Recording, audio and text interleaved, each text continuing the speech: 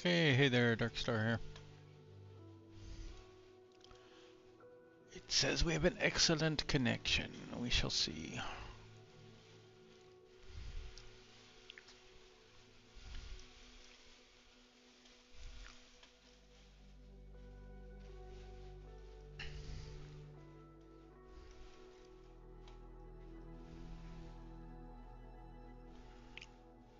Okay. Oh, shoot.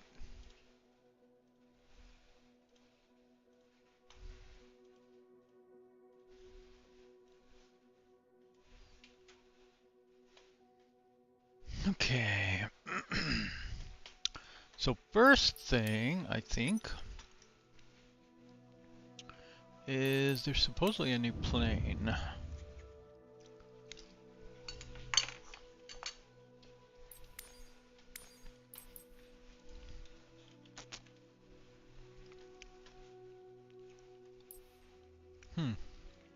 The Dakota. But I don't think it's the only one I have, yeah. But different model. Good.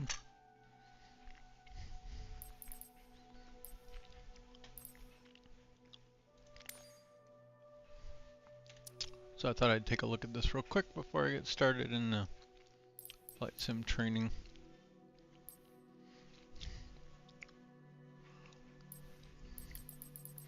You would think fairings should give you a slightly higher cruise speed or something, right? Or longer range or something in real life. Maybe it's marginal. A few different liveries. Yeah, it's kind of nice. I'm not too excited about this. I saw a lot of people are doing streams.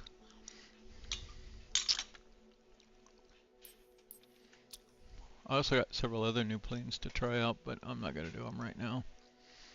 I got the Concorde, which is very hard to fly. The Learjet, which is not super easy either, but it's doable.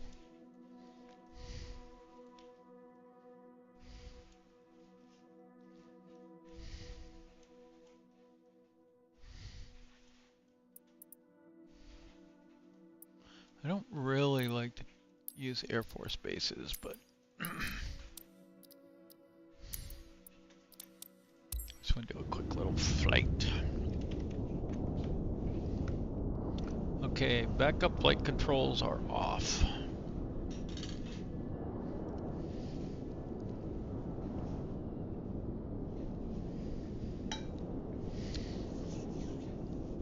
I swear when I first started playing Flight Sim, I could plug things in and unplug them from the USB and it was fine. And now it seems like it causes problems. Iosin Tower, Summit India, Mike Sierra 401 tree, and runway 14 ready for departure. Departure to the south.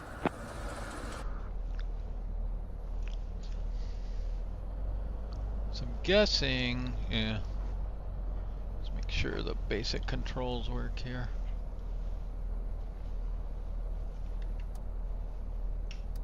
Yeah, mag switch is working.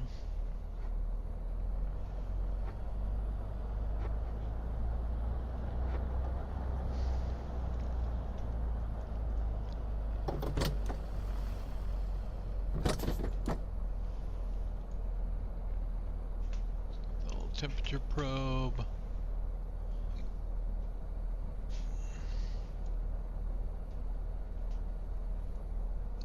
I don't suppose anything opens here. Curtains. That's the tow bar, right?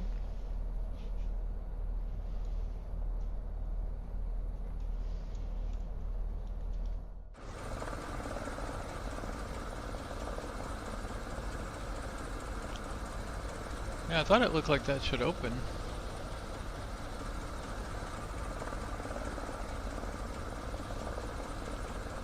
It's got all the little checkup points. I wonder if it's going to work in career.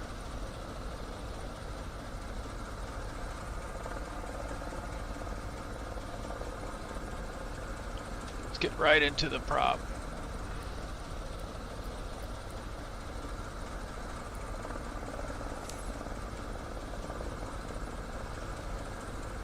I know, totally unrealistic, but just checking it out. Ah, fuel. What can we do with said fuel cap?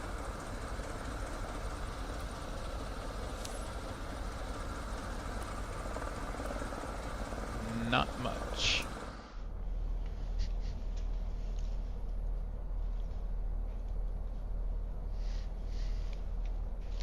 The ubiquitous 530 for navigation. Looks like we do have an autopilot, maybe a little more advanced one than some of the other ones. I don't know what model that is.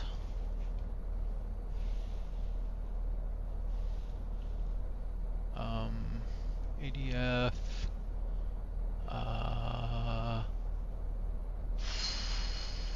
Transponder. Got carb heat. Nice parking brake lever. Flaps. Fuel left or right only, no both. So you have to switch your fuel around. Don't seem to have a little control panel.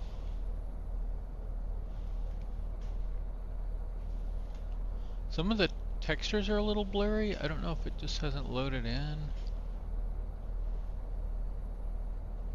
That's actually looking pretty good. I like that it has kind of the slightly worn look. Oh good, it doesn't have the laggy heading knob that kind of goes all the way around twice after you let go of the handle.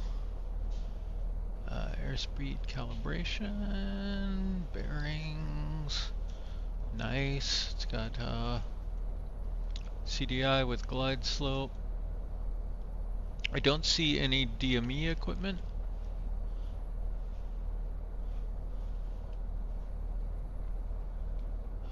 Which is something I kind of miss in some of these planes. I wish they had at least an option for it. Warning lights.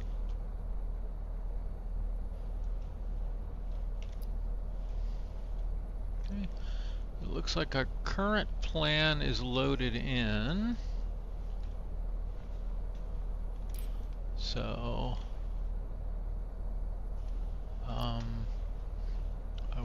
So what did it load in here? So yeah, we've just got source and destination. So let's see if we change this to an ILS and we change this to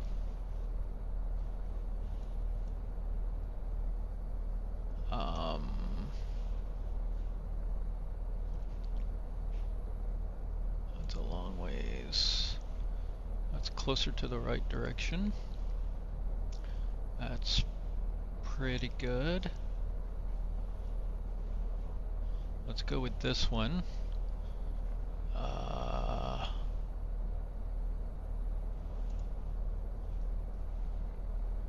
Can we change? Well, the only option here is glows, huh?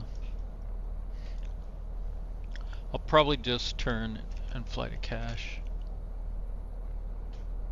But what I want to see is if we do that, it updates. Nice, okay. So that works. And a good thing to put this one on is dial this to the left 1 notch and get that view. You can kind of dial it back and forth if you want the map.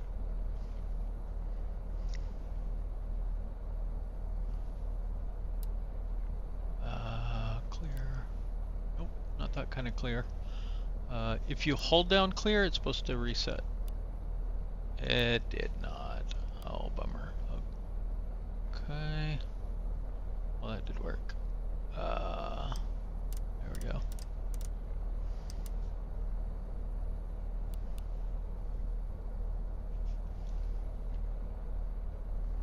let's give this a shot.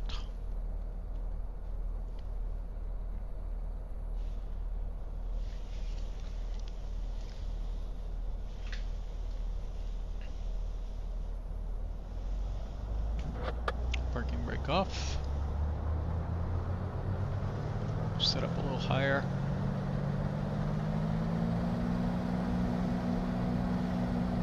Looks like we got a little wind from the right. Not much.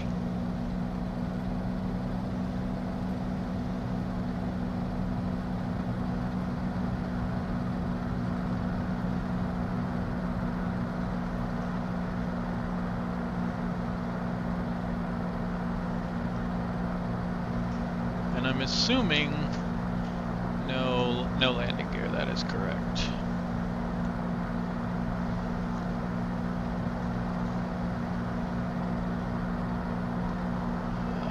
Okay.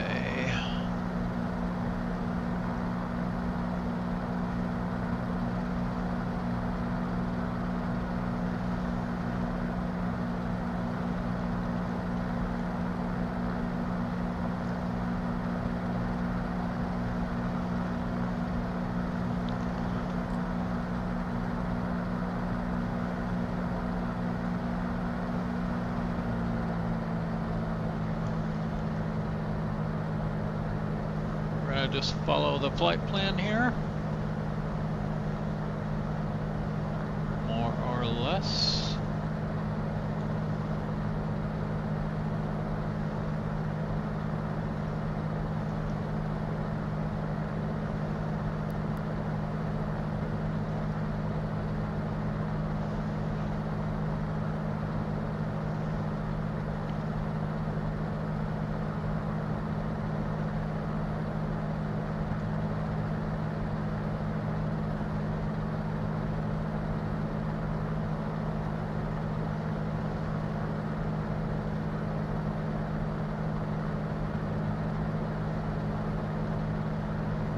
So far it flies like most of the other small planes.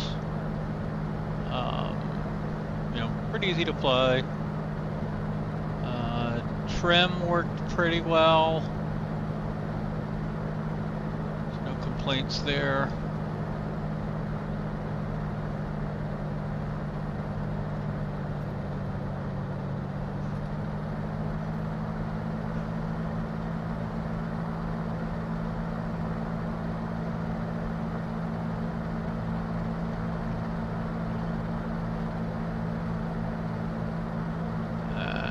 Across the airport.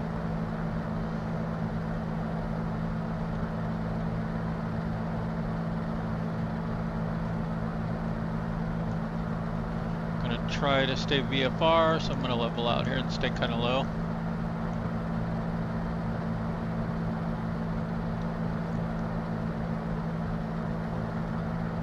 See if we can get trimmed out.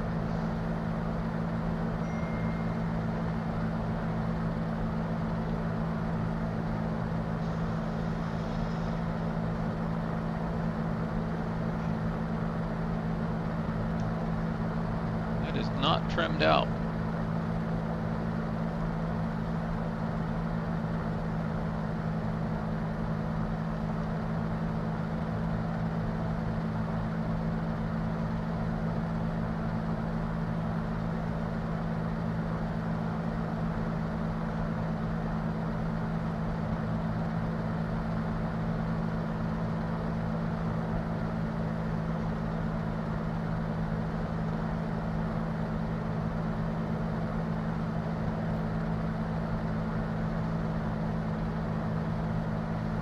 Whoops.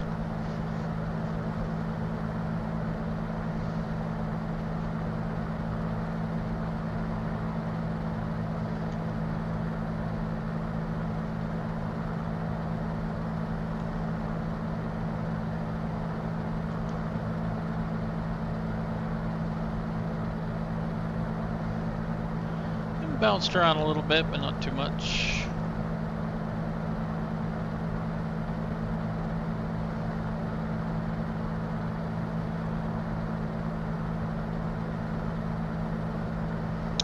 Now this doesn't have us going the right way.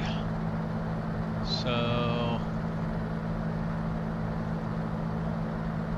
yeah, we're supposed to be going over this way. What? We're getting deceived.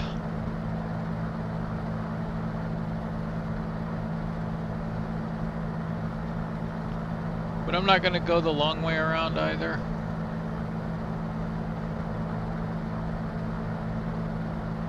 So let's just kind of head up that way.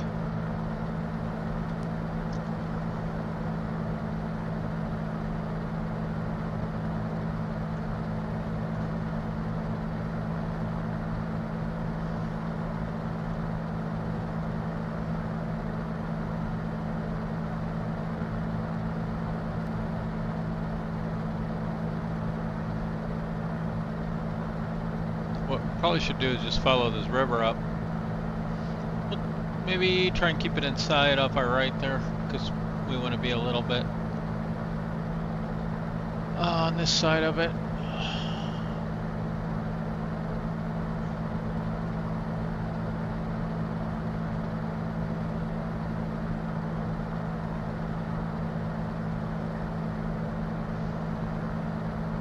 Let's go ahead and go for 3,500 feet here.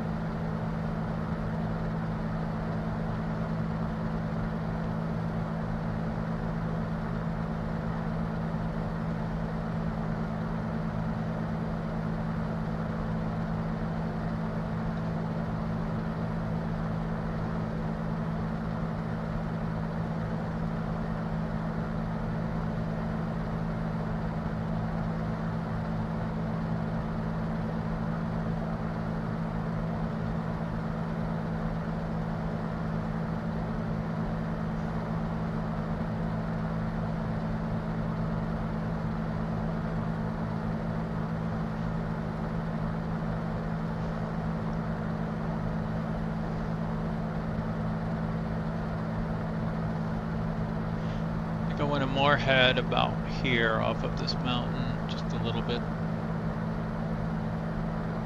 to the left of it. Oh, we're getting way too high.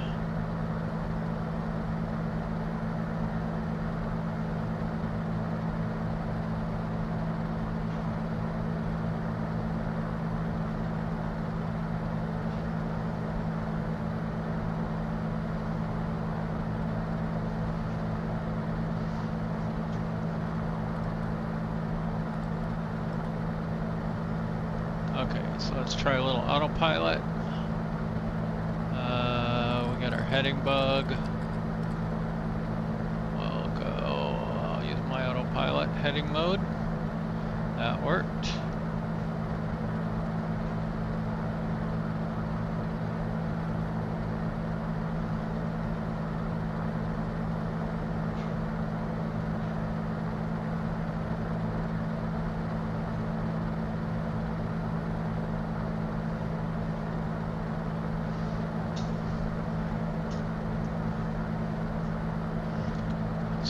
While we work on our flight plan here, let's go straight to cache. So let's see, we want to go to our flight plan,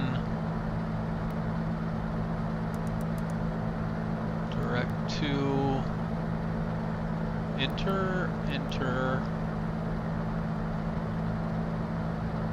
nav.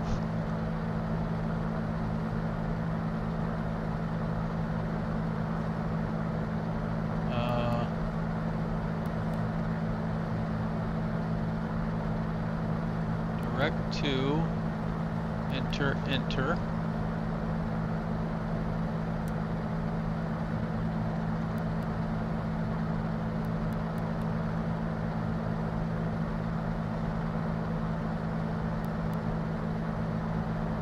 Yeah.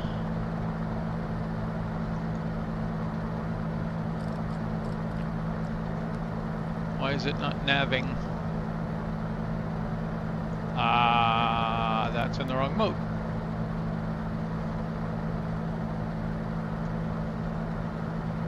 Nav is armed.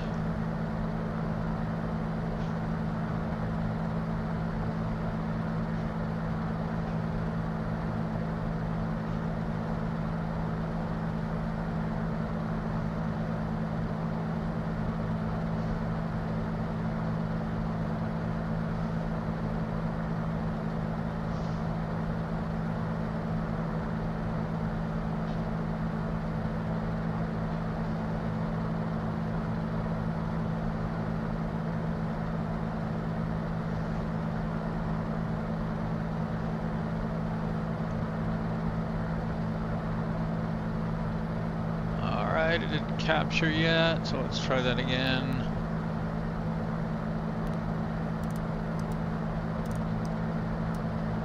It's up there. Direct to, enter, there we go. Nav is still only armed. Huh. That's kind of weird.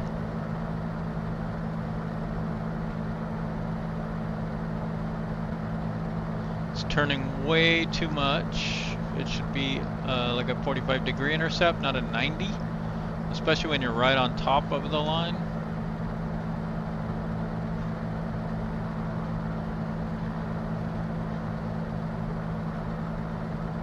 But we'll see how it does here.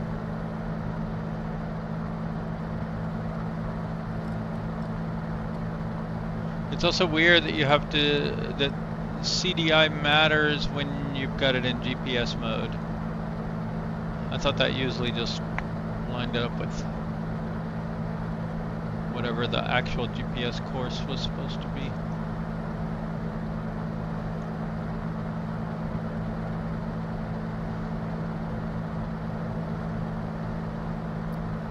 All right, 2 left.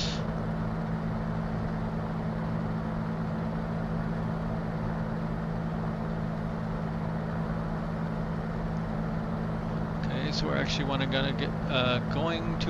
get this on 23. Wow, that's fast. Okay, 23. And then 101.9 is going to be our frequency. It's already in there.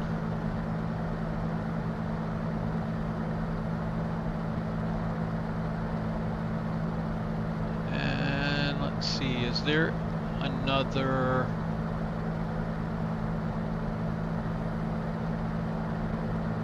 nav aid here? There's 10861.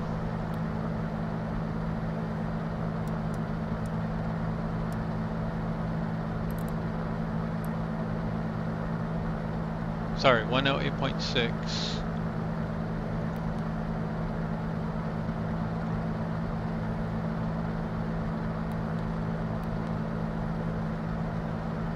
We want to be at 2,100 feet.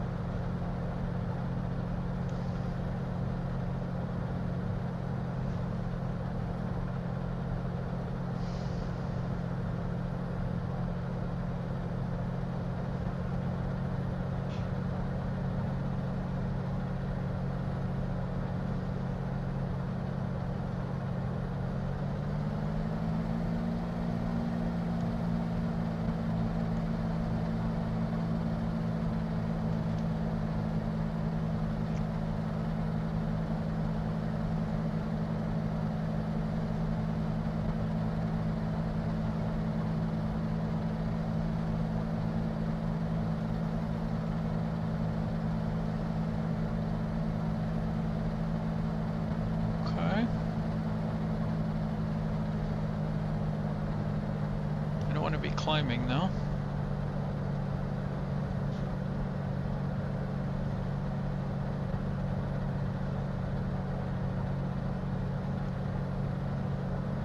But I do want to be slowing down. And we're going to want to get some flaps out here.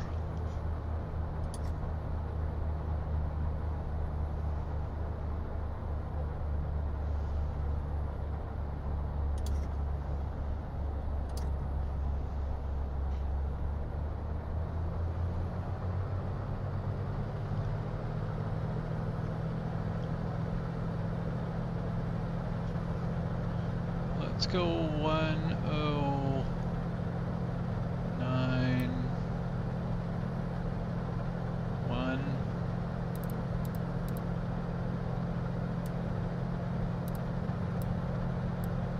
here as well. There we go. Now we got a little glide slope. There we go. So this appears to be tied to nav 2.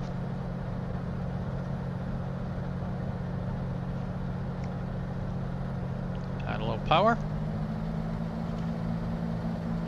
Ooh, I zoomed out.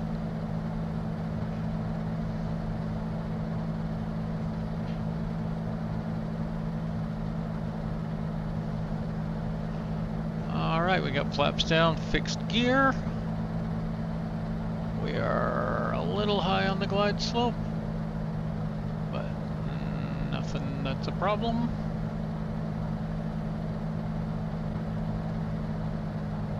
Let's go ahead and slow down a little more.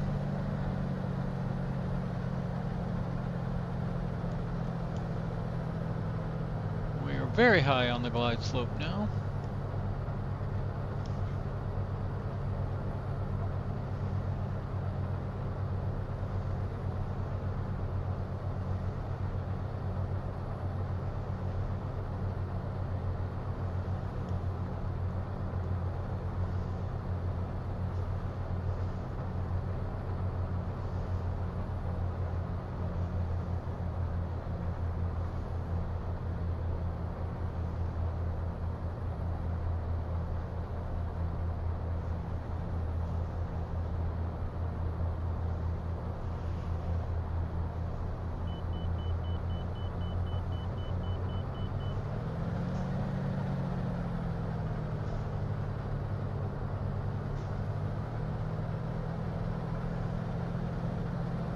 We'll land a little long here.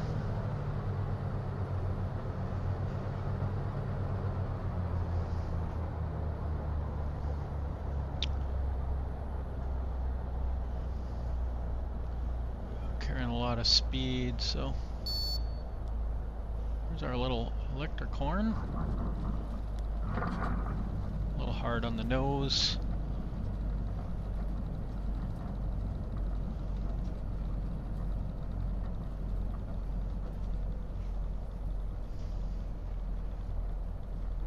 Alright. Yeah, not a bad plane, but it's kind of generic.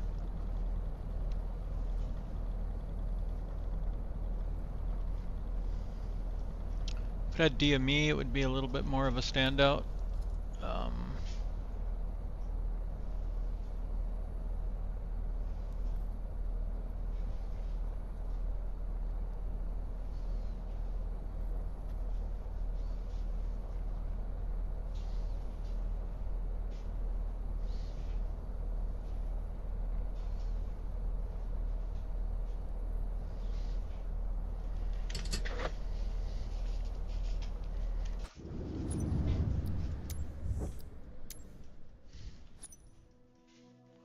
But I'm not gonna complain.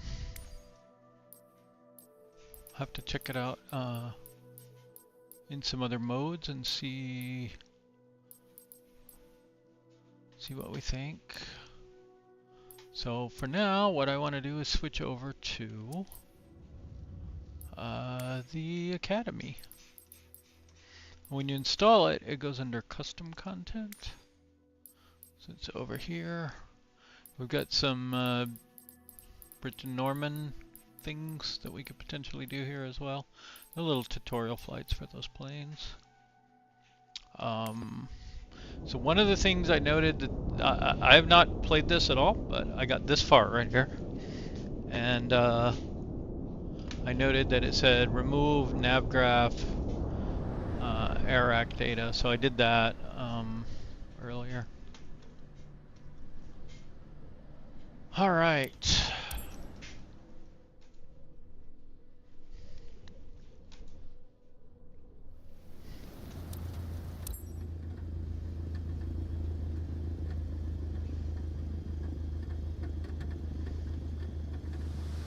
On first contact. This is Jersey Information Delta at time 1500 Zulu. Runway in use. 26. Surface wind 200 degrees 10 knots. Visibility 1000 meters in mist. Moderate rain. Cloud broken at 900 feet. Temperature 9 degrees. Dew point 7 degrees. QNH 1005 hectopascals. No significant change. Runway surface is wet, wet, wet. Advise ATC you have copied information, Delta, and advise aircraft type on first contact. This is... As the weather tightens its grip, the clouds grow denser and descend lower, while the rain intensifies, cloaking the landscape in a mist that gradually erases the horizon from view. Pilots reliant upon visual flight rules, VFR, are left with no choice but to ground their aircraft, as they are ensnared in a waiting game for the skies to clear. But not us. Armed with an instrument rating, we unlock an opportunity to fly anywhere, day or night, rain or shine. Not this plane. Is FS Academy INTERCEPTOR. Above us, the sky is crisscrossed with a vast network of invisible aerial pathways. Navigating this other world is more than a science, it is an art. For each tutorial, keep the on-screen Mission Steps panel visible, as it provides step-by-step, real-time instructions tailored to guide you through the session. Our first step is to familiarise you with these critical tools from the viewpoint of an IFR pilot.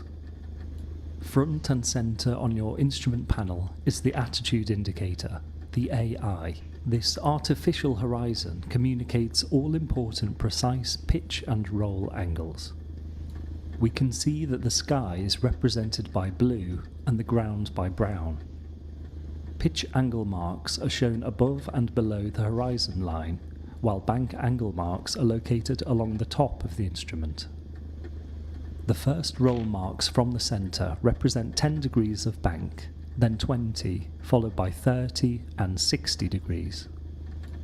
Most turns that we will be performing will be at around 17 degrees of bank. Below and to the left of the AI is the turn coordinator.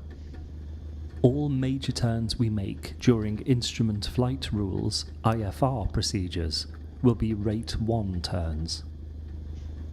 This equates to a heading change of 3 degrees per second.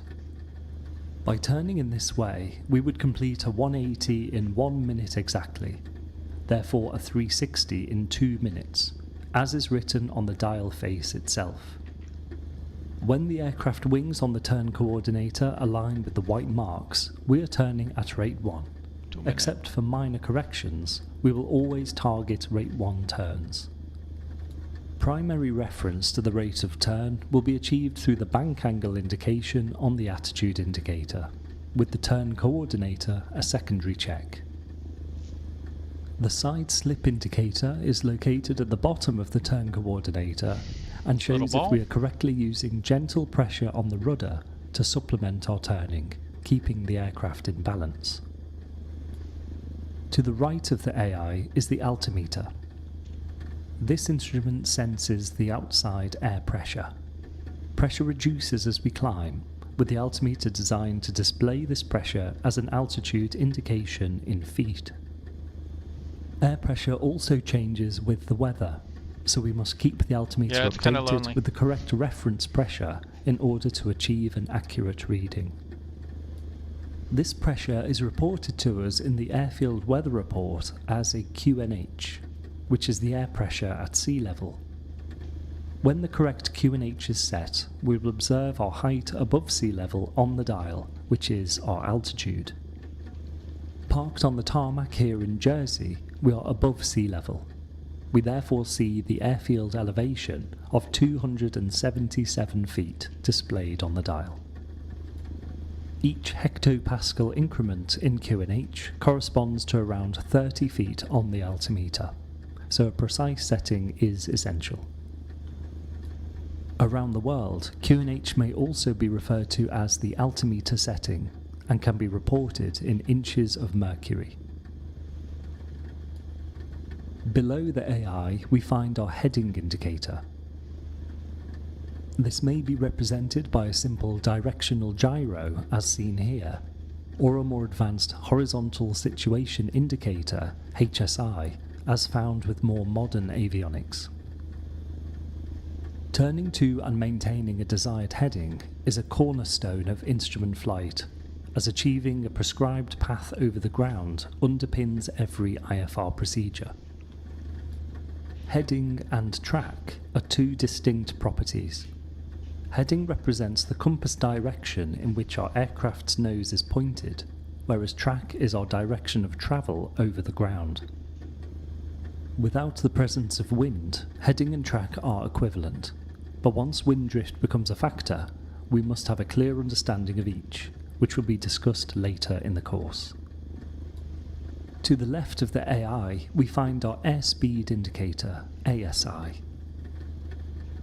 This operates as a pressure gauge, converting the force of the oncoming airflow into an airspeed reading. Both our speed through the air and our speed over the ground are important for IFR flight. This will come into play later on when we introduce wind effects and start to climb towards the thinner atmosphere found at greater altitudes.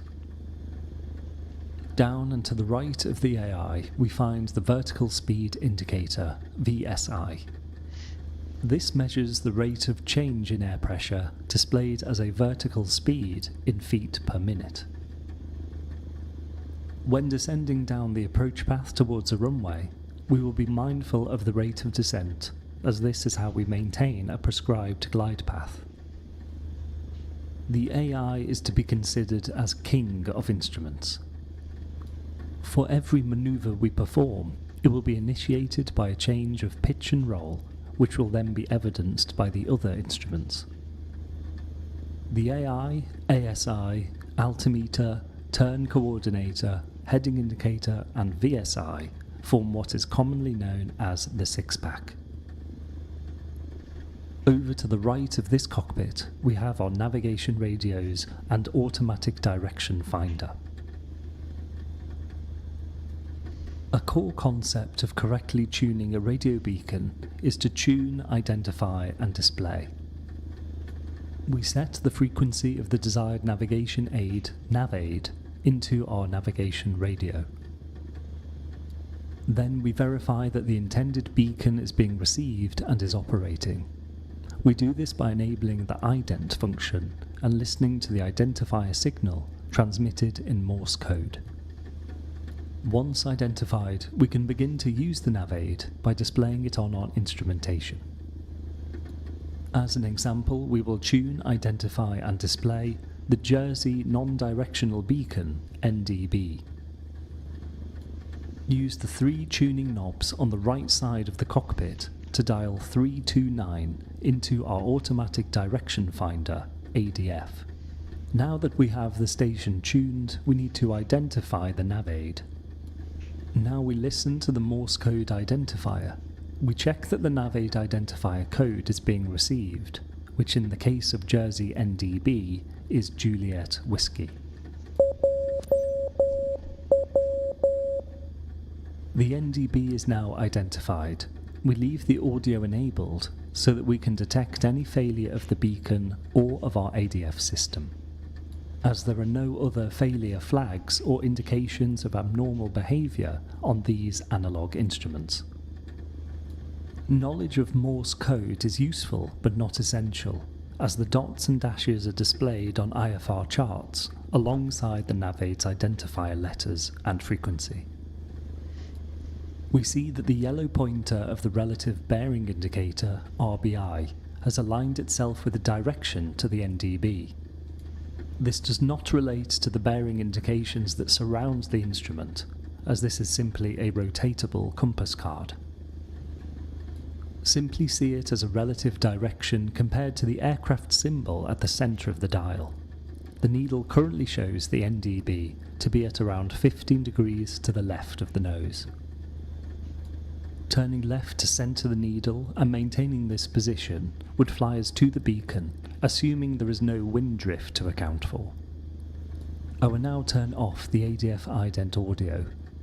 Non-directional means that the beacon transmits a single signal in all directions. The ADF radio is only used for NDBs. Our stack of radio equipment has the communication radios down the left side and the nav radios on the right, with nav1 on top and nav2 below. To tune in a desired navaid, we use the tuning knobs to dial in the frequency found on our charts. With nav radios, this sets the standby window of the radio, which can be made active by pressing the white swap button. Our nav radios are multi-purpose, as we can tune in a range of different navaids depending on the task at hand. We will start with the VOR, the very high frequency omnidirectional range. Omnidirectional meaning that in contrast to the non-directional NDB, a VOR radiates a signal for each of the 360 compass bearings, which each bearing known as a radial. For instance, the signal projected on magnetic east aligns with the 090 degree radial, while the signal directed magnetic south is the 180 radial. To tune a frequency, we use the tuning knobs at the base of each nav radio. Use the knobs to dial in the Jersey VOR, frequency 112.2, into the nav1 standby window. Use the 3 tuning knobs on the ADF radio located to the far right of the cockpit to dial in frequency 329. 112.2 is now set in the nav1 standby window. Press the nav1 swap button to make it the active frequency. As before, we have tuned the navaid, now we must identify it. Along the top of the radio stack, press the nav1 button to enable the Morse code audio ident. Use the nav1 tuning knobs to set a frequency of 112.2. We hear the Morse code identifier and can match it with Juliet Sierra Yankee, the 3-letter code for Jersey VOR. With the VOR properly tuned and identified, its readings can be presented on our cockpit displays. Since we've set the VOR on the nav1 radio, its guidance will appear on the nav1 receiver. This instrument visualises our aircraft's deviation from a selected course in degrees, indicated by the vertical white needle, the Course Deviation Indicator, CDI. The needle can show up to 10 degrees of deviation to the left or right of course, with each dot on the dial representing 2 degrees. The first 2 degrees is shown by the edge of the circle at the centre of the instrument. To maintain our course, we fly towards the needle. For example, if the CDI needle is deflected to the right, we need to fly to the right to recapture our desired course. That depends on the direction. If the VOR station or nav receiver were to fail, we would be presented with a red failure flag on the face of the dial. This failure monitoring allows us to silence the ident. Please press the nav1 ident button again to turn off the audio. So if this is down, you need to steer You can find the nav1 button along opposite. the row of buttons at the top of the radio stack. The swap button is the white button on the nav1 radio with the double arrowhead. At the bottom of the nav1 display, we see the OBS knob. OBS stands for Omni Bearing Selector and allows us to define a particular VOR radial that we wish to track, either to or from the beacon. We can also use the OBS to determine our relative bearing from the VOR our radial, and therefore the direction to fly to reach the beacon. Turn the OBS knob clockwise until the CDI bar centres with a 2 indication, shown by a white triangle pointing upwards. This will be with 080 set at the top of the dial. With the CDI centred and 2 displayed, the top of the dial shows the course we would need to fly at this moment to track directly to the VOR. We see that this would be a course of 080 degrees. Turning to 080 would fly us towards the beacon. With the needle centred and a 2 indication, the bottom of the dial shows our current radial from the VOR. We read 260 from the bottom of the OBS dial, putting us on the 260 radial. Note that the radial we are on represents a magnetic bearing from the VOR and is unrelated to our heading. We could be flying in any direction, but our radial at that moment and the indication on the CDI remains unchanged. The nav receiver can also act as the display for the Instrument Landing System, ILS. This is a radio-based landing guidance system that projects a signal along the approach path to a runway. 2 radio beams make up the ILS, the localizer and the glide slope.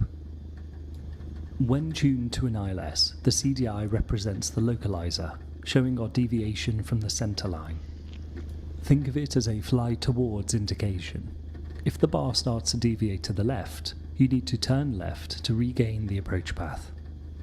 This lateral indication is accompanied by vertical descent path guidance, emitted by the glide slope. This is displayed by the horizontal bar of our nav receiver and uses the same fly towards principle. If the bar starts to rise from the centre, we are getting low and need to reduce our rate of descent in order to recapture the correct descent angle, which is usually set at 3 degrees.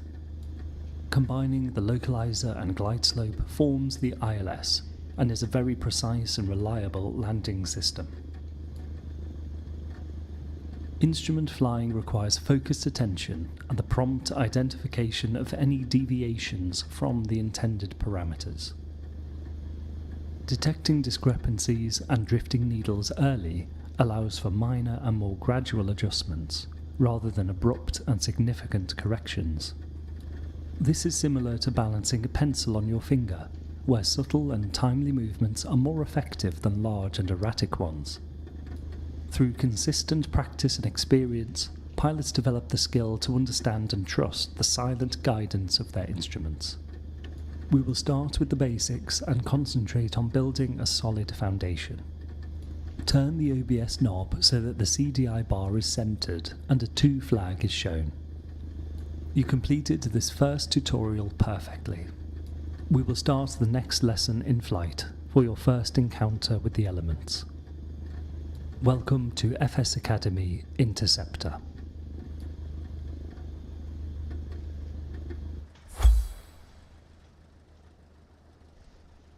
Guess I passed that one.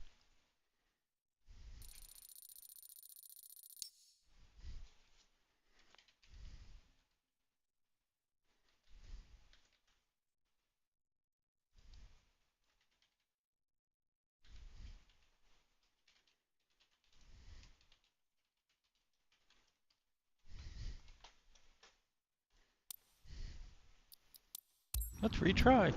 No, that was terrible, boring. I bet it gets considerably harder in the next one.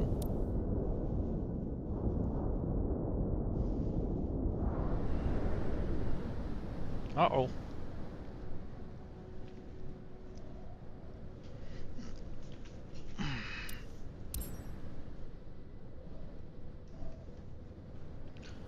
I don't like starting midair.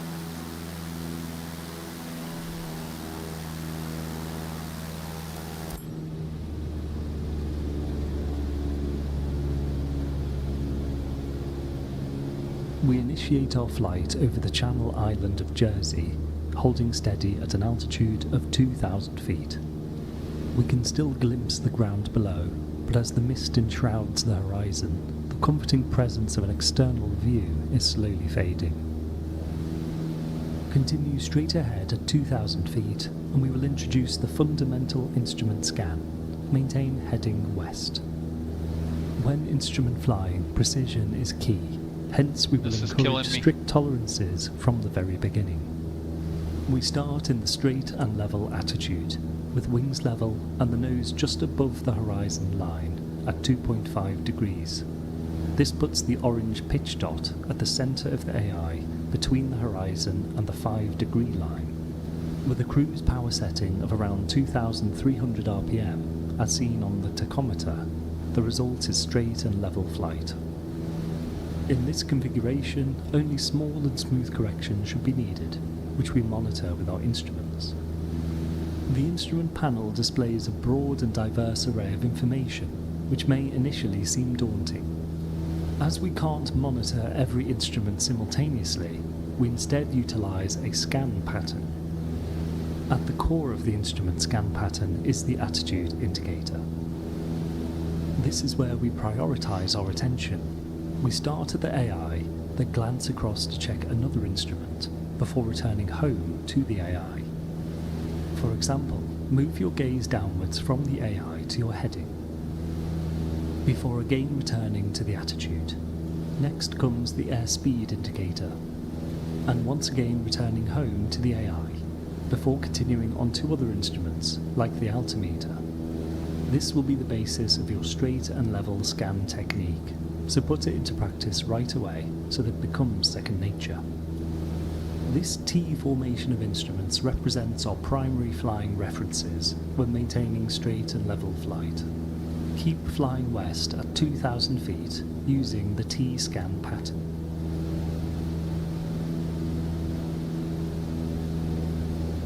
Not doing great on the heading.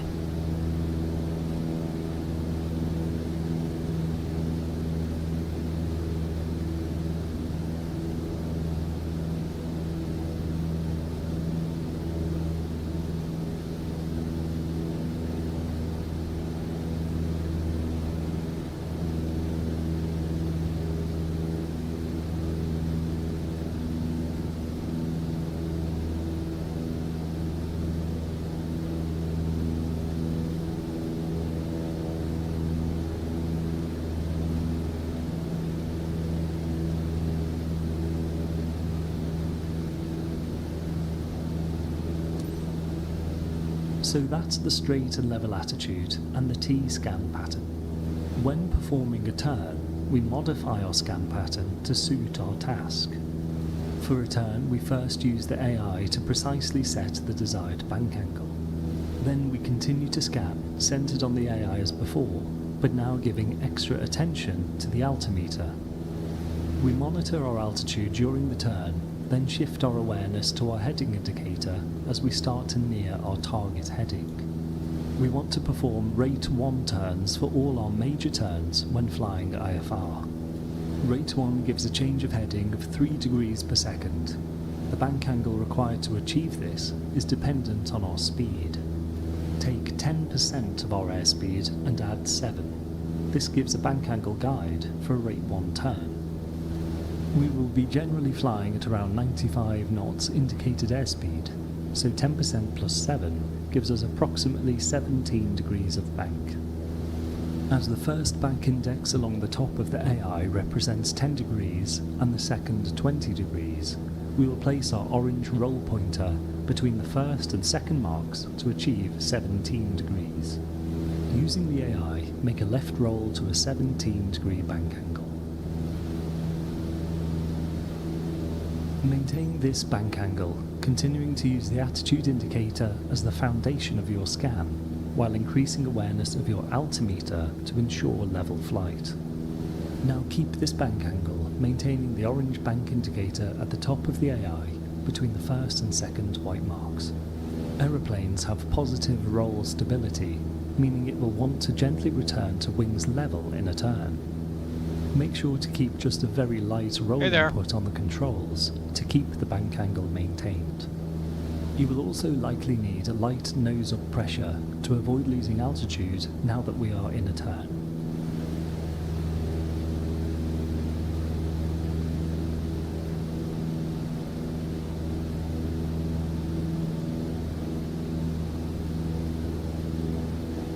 See how the left wingtip of our aeroplane on the turn coordinator touches the white mark.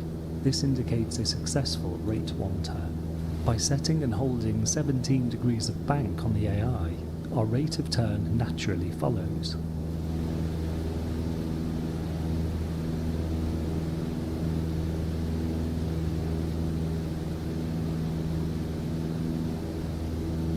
Rollout on heading 270, indicated as west on our directional gyro. Anticipate the rollout, bringing the heading back into your scan, starting to smoothly level the wings with about 10 degrees of turn remaining. Now level the wings to resume the straight and level attitude. Make any minor corrections now to ensure an accurate heading 270 in the straight and level configuration at 2,000 feet. Avoid the common error of gaining altitude after rolling back to wings level.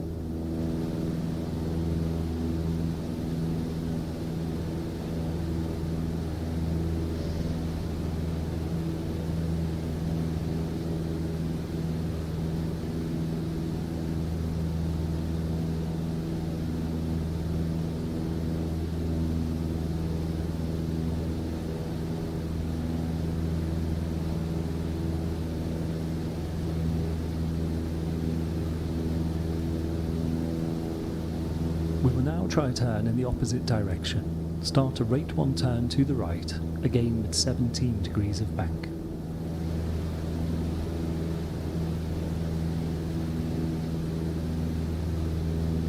Once again, for a turn, the AI and altimeter have main priority.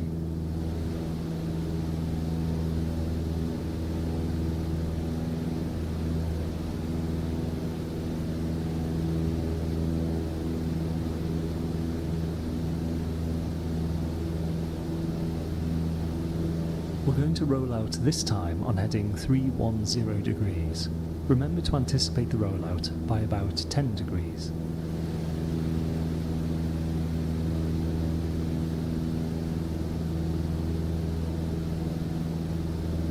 I'm getting low.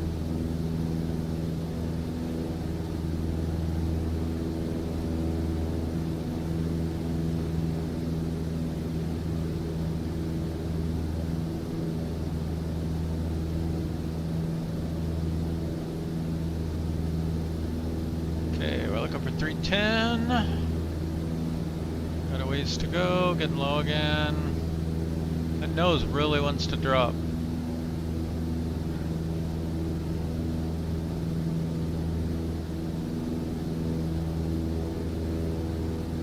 Okay, we're coming up on 180.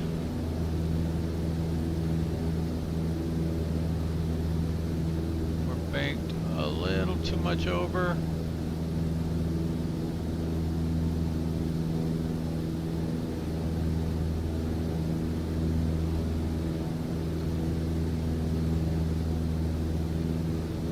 Increase awareness of the heading indicator in your scan as we near our rollout heading. I'm aware. Use the AI to roll back to the straight and level attitude once again on heading 310. Again, watch for any gain in altitude. Yep. Totally just happened. We can simplify attitude flying on instruments by reducing our pitch and roll targets to only a handful of desired positions. In terms of roll, except for minor corrections, our wings should either be level or at a rate 1 bank angle. If you look to your AI and see something other than this, ask yourself why and make a smooth correction to regain your target. Solidify the scan pattern in your mind.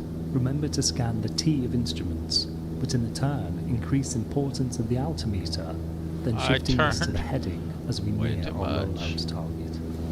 This adaptability underpins everything that we will do going forward, so this should be deeply ingrained into your instrument flying skill set. We will be setting and maintaining very specific headings and tracks throughout our instrument flying, so we will now make another turn to an exact heading. Make a rate 1 turn to the left to precisely 156 degrees. 156. 156 degrees. Once again, the AI remains at the core of your scan, but pay extra attention to the altimeter at first. Later, we increase awareness of our heading as we near our rollout target of heading 156. As always, start to roll wings level with about 10 degrees of turn to go. Yep.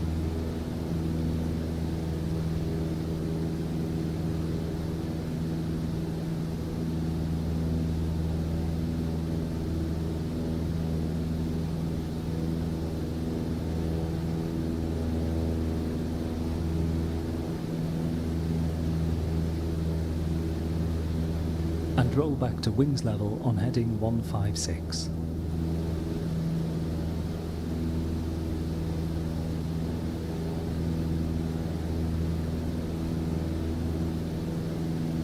I can't see well enough to see what 156 is, but I think that's somewhere in there. Maybe 160. Whilst our attitude remains key, we can adjust our focus of other parameters depending on our task.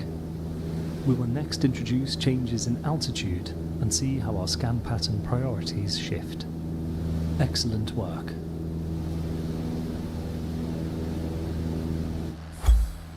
Hey, completed.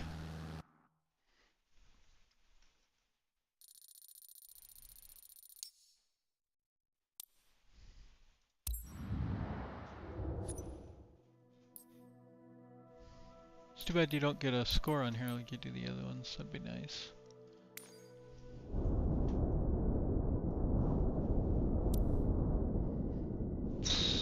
Add the climb and descent attitudes to your arsenal.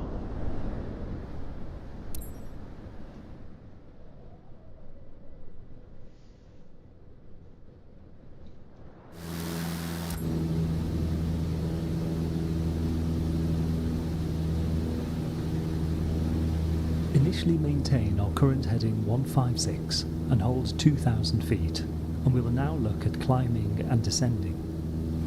To initiate a climb, we once again use the AI to set our attitude target. For return, we will now prioritise the altimeter. For a climb, we prioritise our heading. We also include the airspeed indicator in our scan to ensure that we are achieving our target climb speed. Once we are reaching our level off altitude, we shift focus away from heading and onto our altimeter. We've seen the straight and level attitude with wings level and pitch dot just between the horizon and 5 degrees nose up, which will now be quite familiar. By placing this pitch dot between the 5 and 10 degree nose up pitch marks, we achieve 7.5 degrees nose up, which is our climbing pitch target for this aeroplane. When paired with full throttle, this completes our pitch and power setting for a climb. We will initially obtain a boost in climb performance as we exchange excess speed for altitude, but our airspeed will trickle back and settle at around 70 knots. Let's try a climb. Apply full power and set 7.5 degrees nose up on the AI. Monitor the AI to keep the climb attitude and check our heading for any unintentional turning, keeping 156. We're aiming for 4,000 feet. See how we get an ambitious initial climb rate as we exchange excess speed for altitude. As we climb with full power, watch for a left roll tendency caused by our clockwise spinning propeller, which you will counter with gentle right rudder, just enough to keep the black ball on the turn coordinator centered. If I can Also, see it. the nose will want to drop as our airspeed reduces, so trim nose up as required. The speed will that's- settle at around 75 knots. That's too slow. That's got us down to 60 now. I'm full throttle.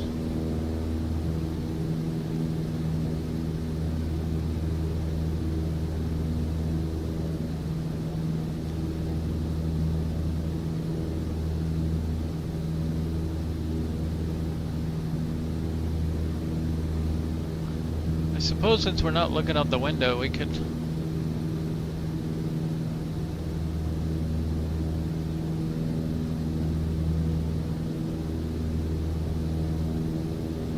To anticipate levelling off, take 10% of your vertical speed as the figure in feet, where we should begin a slow and smooth return to the horizon.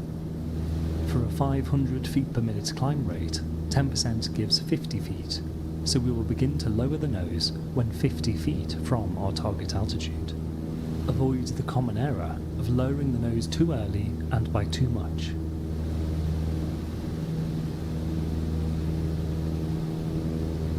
Oh, you know what? I think I had I couldn't see what I was doing. I had it too high of a pitch, that's why. Fair enough.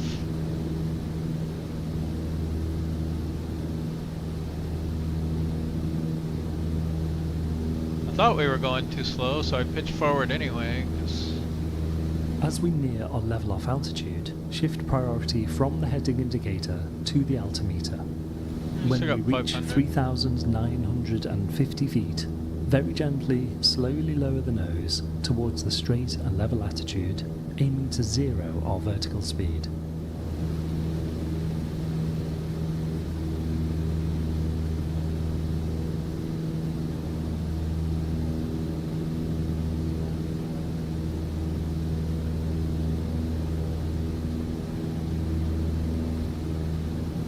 A little too much right.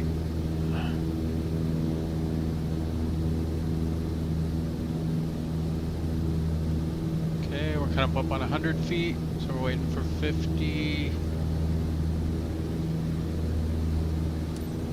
Alright, there we go. Keep full throttle until we accelerate back up to cruise speed, around 90 knots. Keep the VSI under close observation to keep the indication at 0. It is common to now inadvertently gain altitude as we restore lift during the acceleration. Trim as needed. Now throttle back to 2,300 RPM as shown on the tachometer.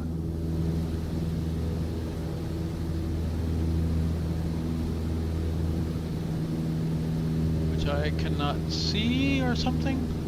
Maybe I don't know where it is.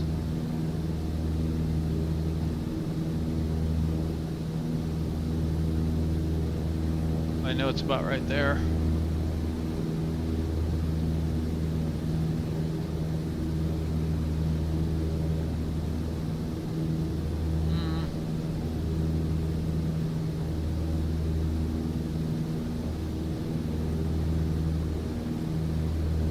We're way to the right of our desired heading.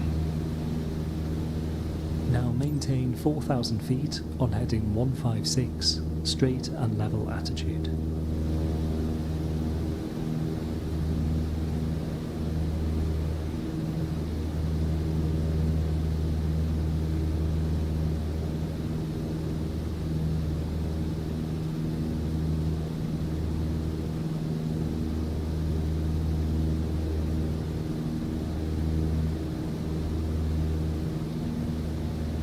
We will now introduce the descent. We will again target a pitch and power setting, aiming for the typical IFR descent angle of 3 degrees. To transition from level flight to a 3-degree descent, we lower the nose by around 3 degrees, as you might expect.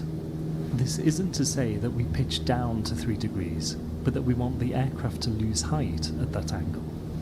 As descent angle is not displayed on these instruments, we calculate an equivalent vertical speed by multiplying our ground speed by 5. When we apply wind corrections to our airspeed, we get ground speed, but in these calm conditions, we will take our indicated airspeed to be roughly our ground speed. For example, 90 knots times 5 is 450, so we would target a descent rate of 450 feet per minute using the VSI. Our descent pitch attitude is wings level, pitch dot on the horizon line. We'll try this now. Bring the power back to around 50%, giving 2,000 RPM.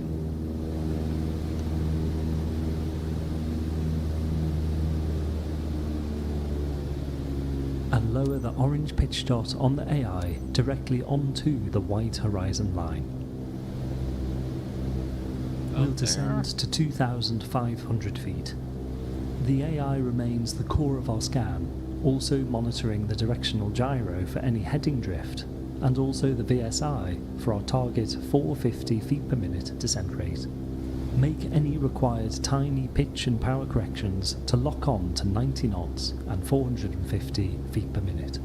Keep the orange pitch dot locked onto the horizon line. Keep the AI as the core of the scan pattern. Keep the heading indicator in your scan and keep heading 156.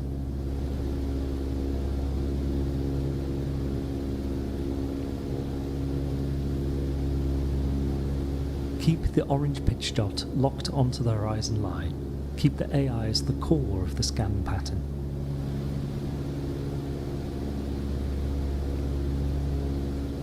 Trying to get back to 156 here.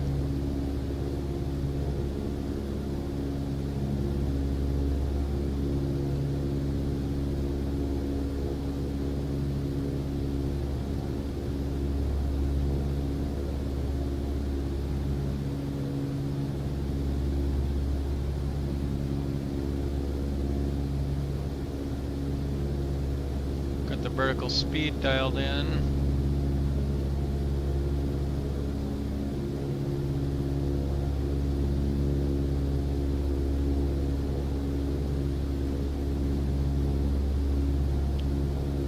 Descending to 2,500, we're at 32.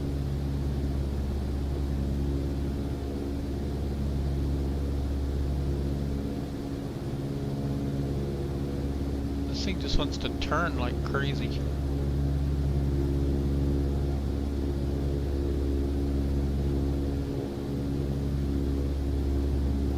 One problem is I can't see my RPM meter over here and be straight onto this and be close in. So I can't quite get a good visual on that attitude indicator. The same level off anticipation method applies as before. With a 450 feet per minute descent rate, start to raise the nose with around 50 feet to go. That'll be 2,550 feet.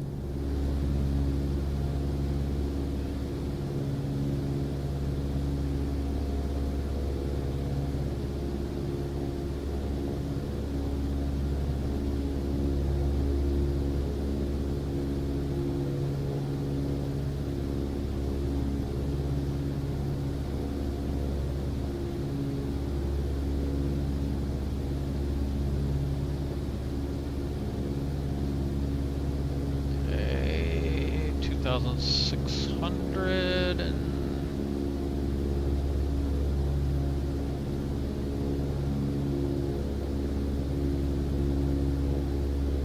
now gently raise the nose to our straight and level attitude, 2.5 degrees nose up, aiming for a 0 vertical speed. And increase power to maintain 90 knots. Erp.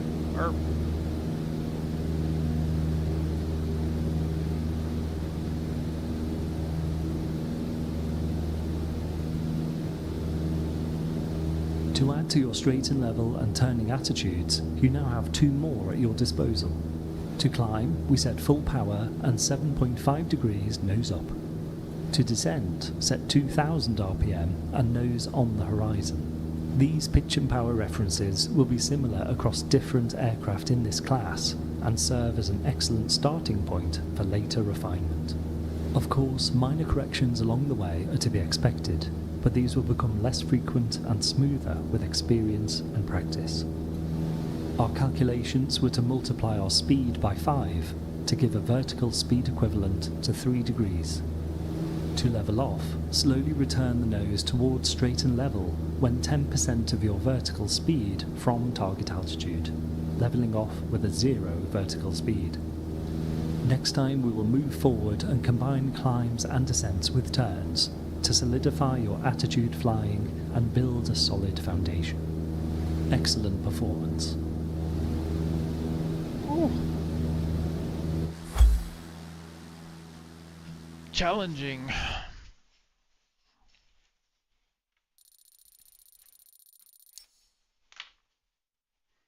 Oh, I didn't get full points, so I did get an A.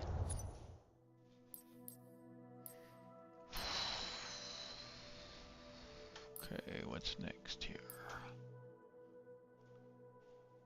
How come there's no scroll? How do I get over to the other one? There we go. Okay, so we've got that. We've got VOR, 1, 2, NDB, nav exercise, partial panels, glass cockpit, SIDS, GNSS, effects of wind, hold direct entry, hold teardrop entry. Oh, ho, ho, ho.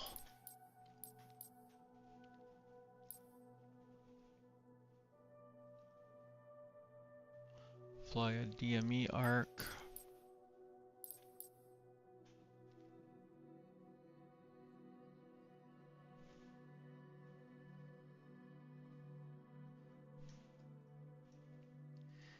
Man, there's a lot of these.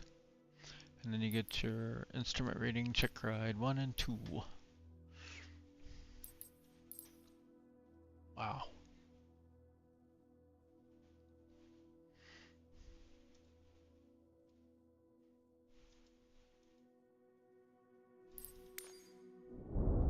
No.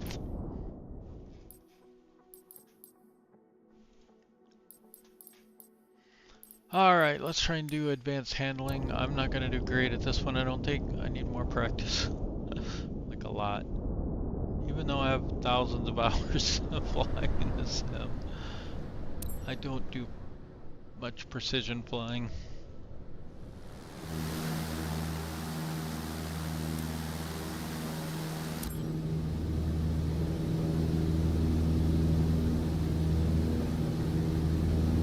You now have a series of attitude targets that enable you to perform reliable and accurate turns, climbs and descents in isolation.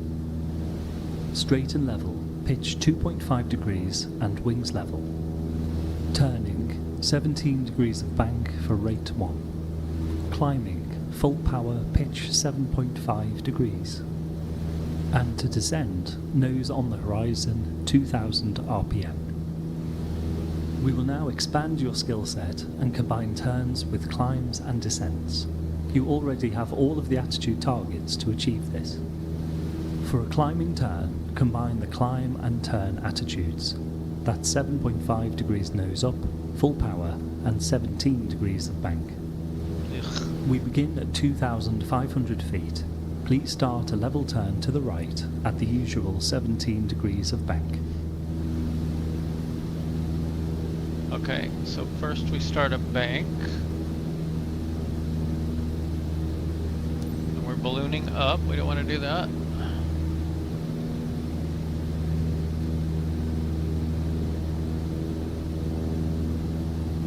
Now keep the bank angle at 17 and apply full power.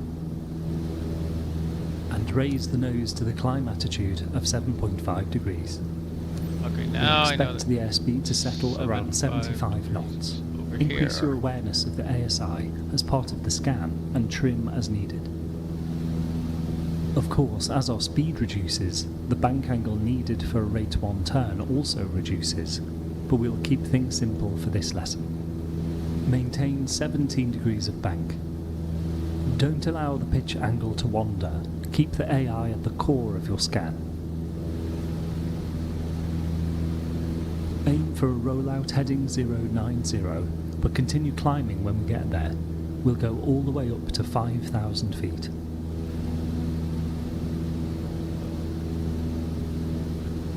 Roll to wings level on heading 090, but keep full power and the climb attitude. Don't allow the pitch angle to wander. Keep the AI at the core of your scan.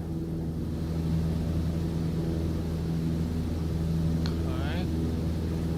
We'll level off at 5,000 feet. Remember to anticipate the level off That's using a our 10% long of the way. vertical speed guideline. That'll be around 4,950 feet.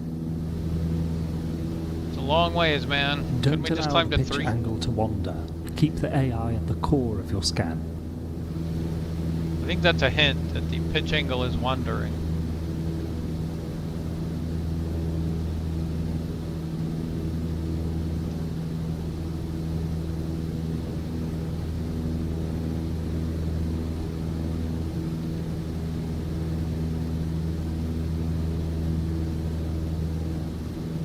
wish you could pop out instruments like you can panels.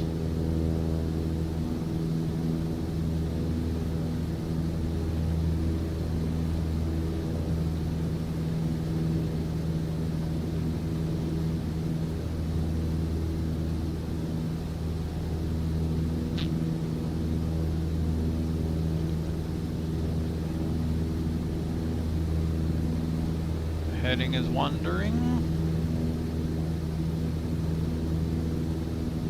Don't allow the pitch angle to wander. Keep the AI at the core of your scan. I was.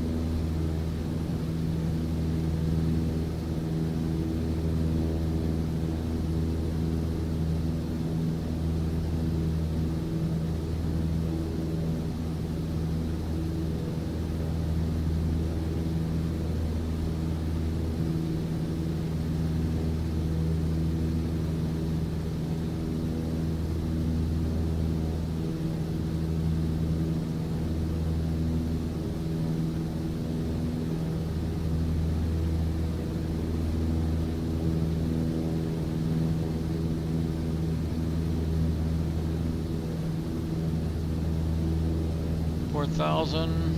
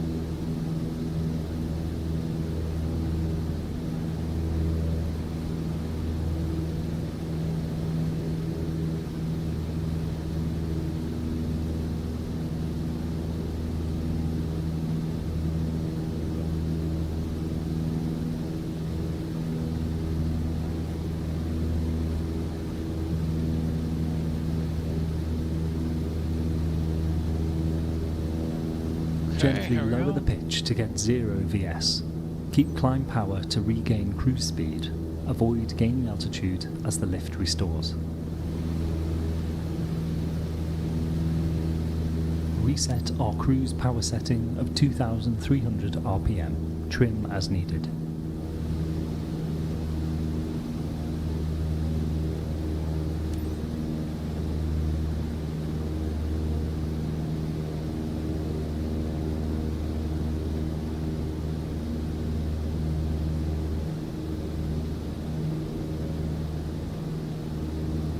That's a climbing turn onto a heading and altitude. See how you can treat pitch and roll in isolation, changing one without having it affect the other. Let's now try going downhill. Lower the nose to the horizon and set 2,000 RPM.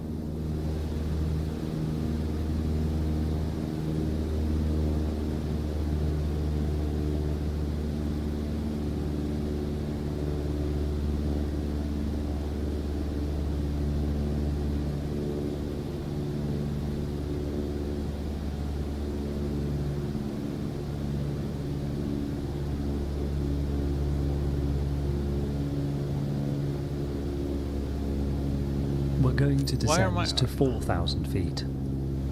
Now keep the descent pitch and power settings and introduce a rate 1 turn to the left.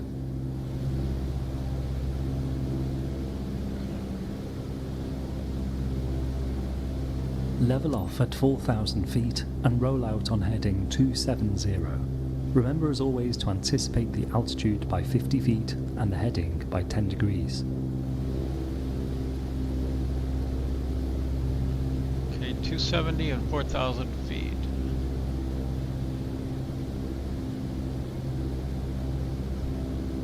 Which one will we hit first?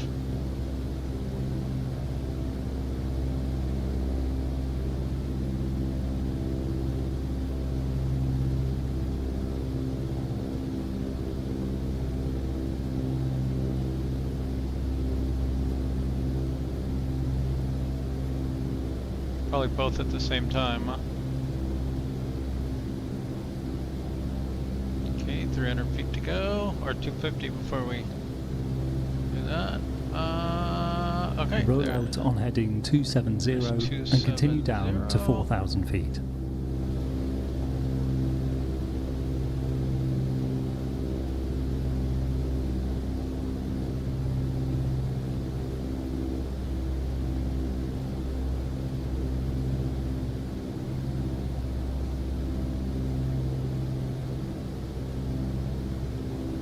Level off and raise both the power and the pitch angle to their cruise settings.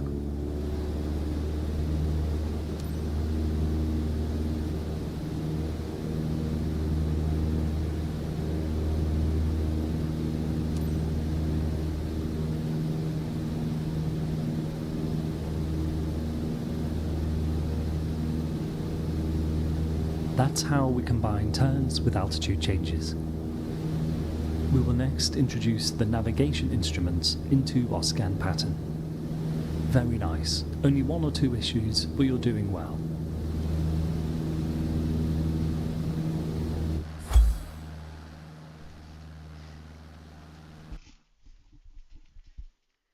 Did I get an A? No, I only got a B. Yeah, that one's harder.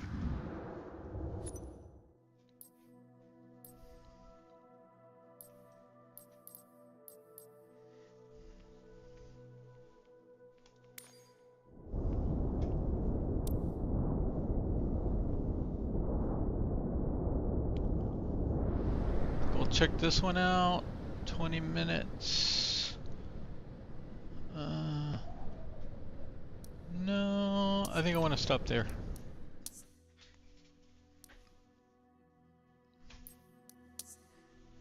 On the trainings. Good stuff though.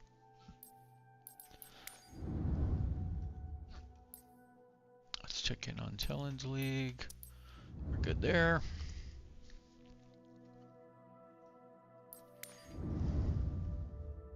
Let's give career a shot.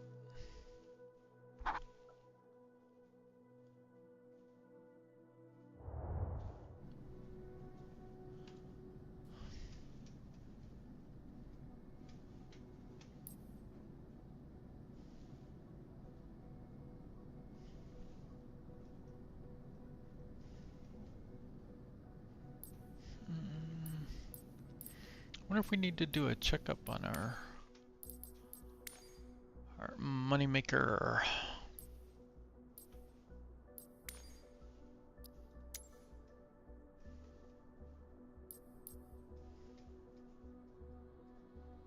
Okay, no. I'm gonna say no. Could do a Saab flight, see how that's doing. Maybe we should check it out. I like the Saab. It's been a while, I'm kind of rusty.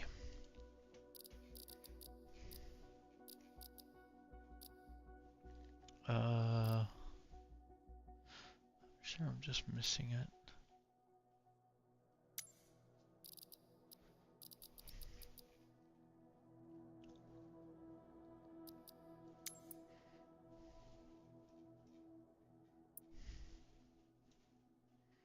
Problem is, I don't know where the Saab is.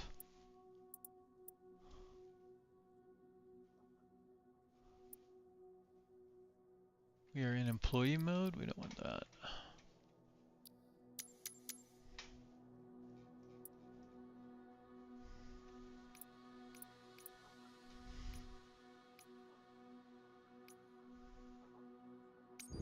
So unfortunately, I think the only thing we can do is go into these missions and see how far away we are. So 450,000 to transfer. Like, see, we can't see what this plane is. We do not know. That is not a Saab. Of that, I am pretty sure. Pretty sure that's not a Saab, but it might be.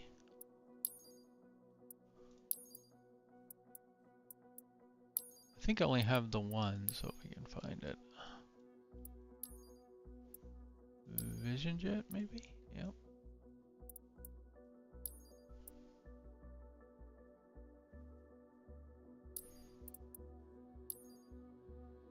There it is, okay.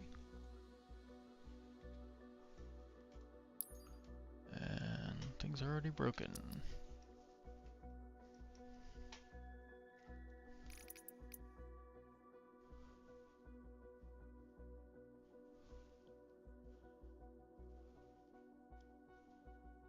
So let's try a skip to descent, maybe, if we can find one that's worth risking our plane for. Probably not. It's like an 11 million credit plane. And for an 11 million credit plane, I feel like it doesn't earn very much. Let's do a short flight.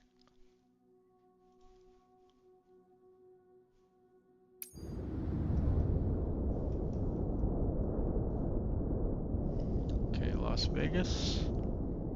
Looks like we're going around the mountains.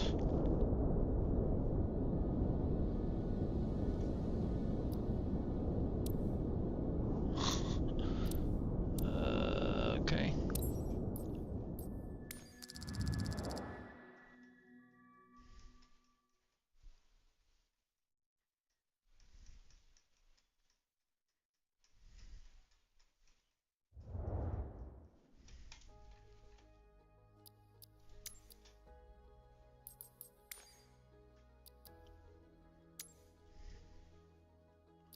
Give ourselves a little buffer. And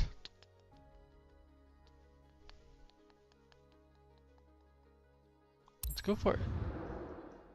See what happens.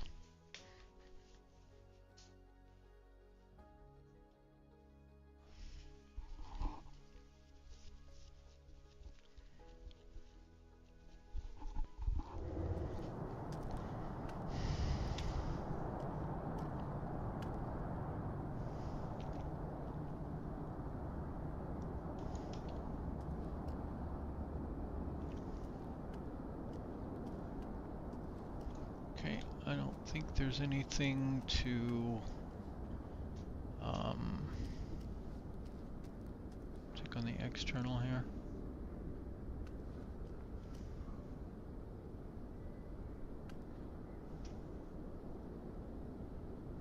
Nice animation work on the ladder. Good morning, everyone. Las Vegas, here we come.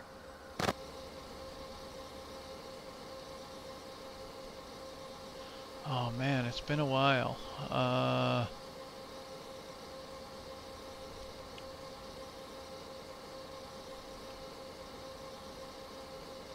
course, it might just blow up on us, like right here.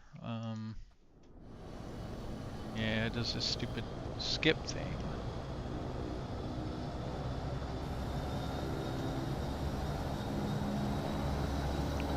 Like, I want to start the plane up.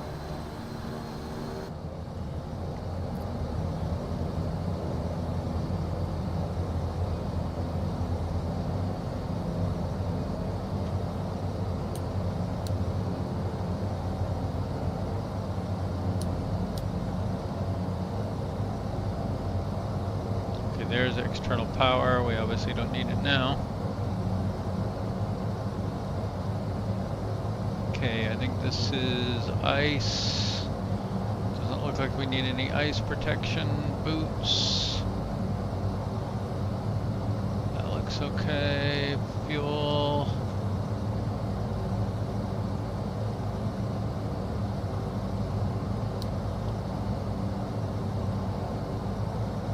Ignition.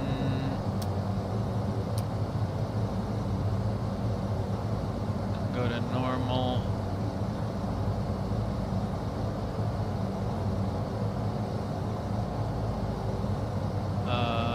Batteries are on. We already checked generators. Avionics. How are these not on? Avionics are all on. I guess they don't work.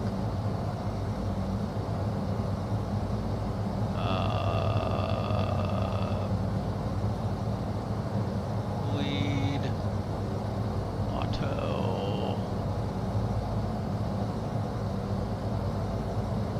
Check your doors. Okay, that looks pretty good.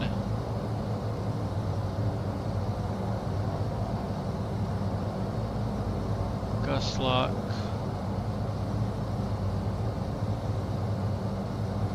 Parking brake. Anti-skip inoperable ice protection. What does it think we need for ice protection?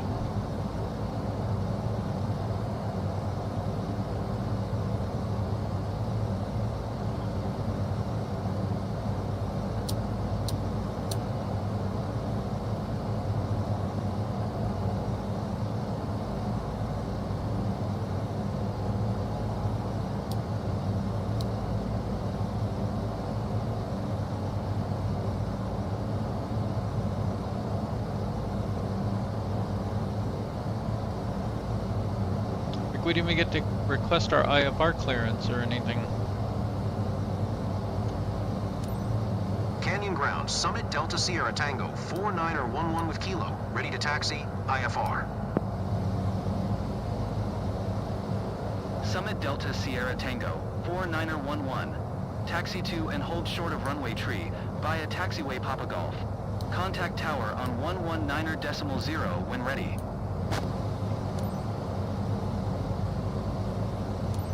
Taxiing, hold short runway tree using taxiway Papa Golf. Summit Delta Sierra Tango, 49er11. Let's put something in here. No way we're going that high.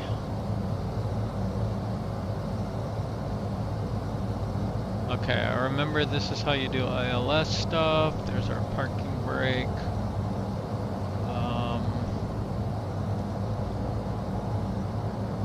Flight plan is not entered. Let's check out our flight plan. We do have an ILS. And an arrival and all that fun stuff. Hey, it works.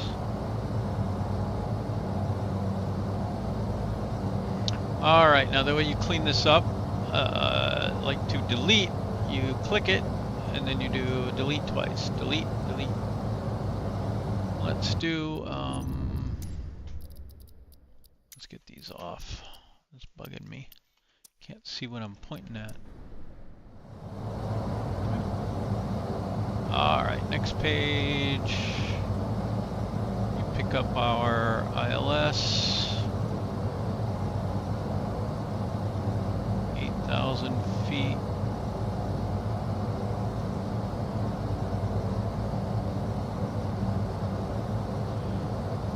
The runway at 22.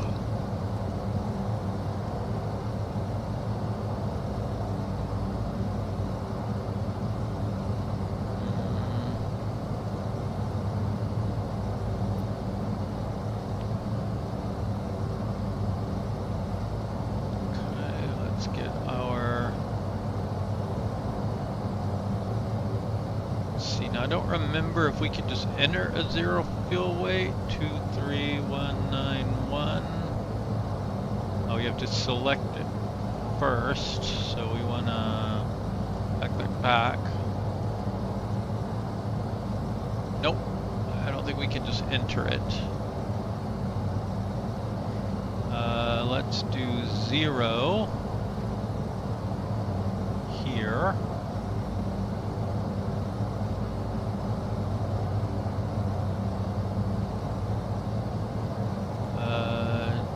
Try 5241.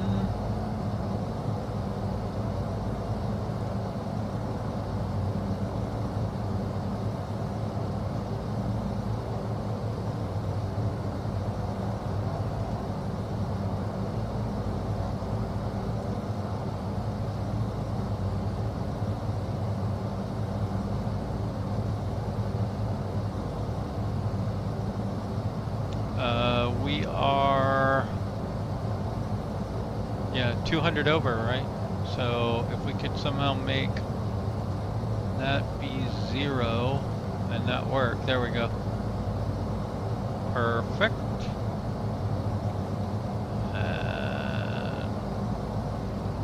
Close enough.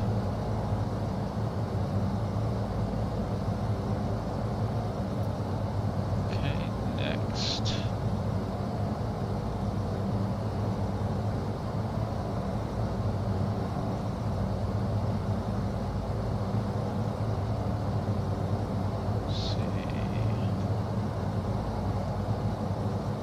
VNav, it doesn't do.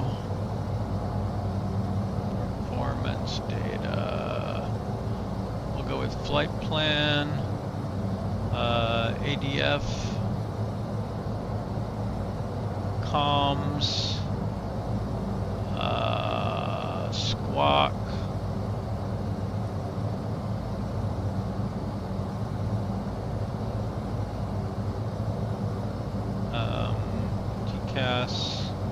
These will come on when we engage autopilot.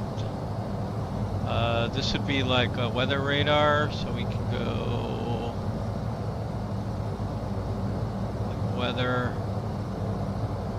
I don't think these do anything. Range, I think those work. Course and header knobs.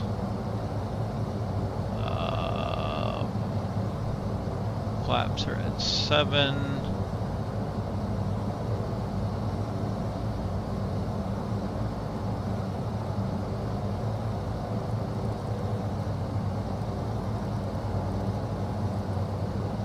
Is that the rate knob? I can't.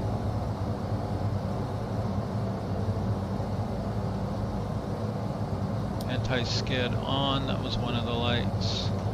And this is, I don't know, ice protection, what it's complaining about, but electric might mean we need to do something.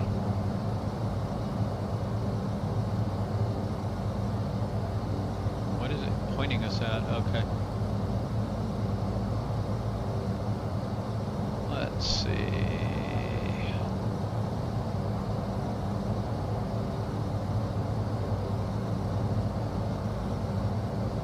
We should be on, bus tie.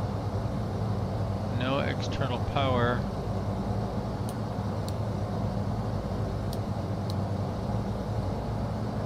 I don't know, electrics look good to me.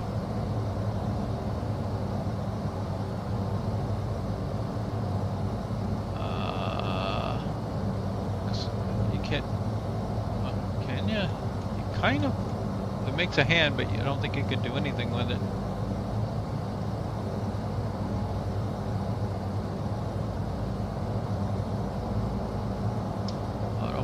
Stuff. Continuous torque thing. I'll just leave that off.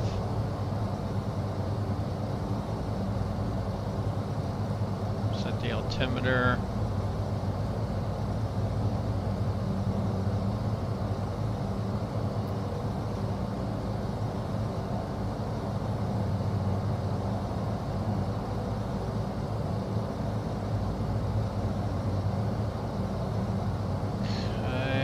Figure out where we're going here.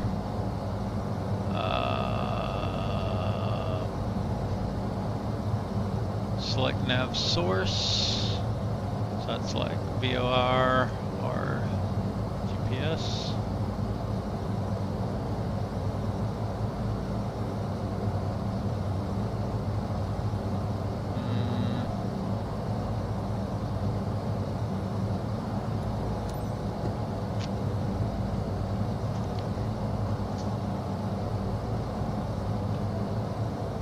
passengers, our captain has turned on the fasten seatbelt sign. Please stow your hand luggage underneath the seat in front of you or in an overhead compartment.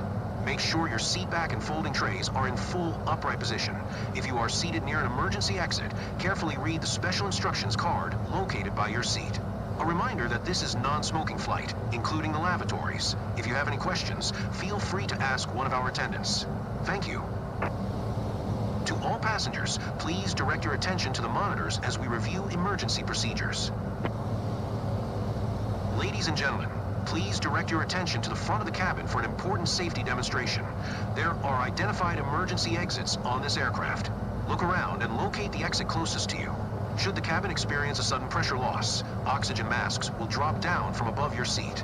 Place the mask over your mouth and nose, then pull the strap to adjust it. If you are traveling with children, wear your own mask properly on before helping your children. In case of emergency, after the brace. Brace. Message. Tuck your chin onto your chest and bend forward. Place your head against the seat in front with your arms wrapped around your head. Ensure your feet are flat on the floor. A life jacket is located under your seat. If necessary, take the vest and slip it over your head. Pass the straps around your waist and adjust like this. To inflate the vest, pull firmly on the red cord, only when leaving the aircraft. If you need to refill it, blow into the oral inflating system. Whistle and light are here to attract attention.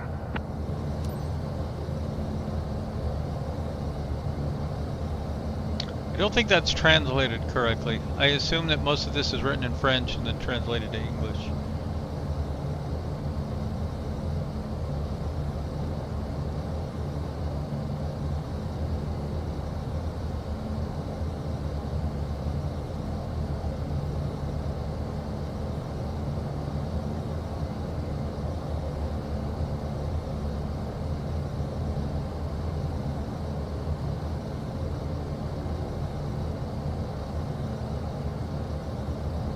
We're still over a nautical mile away.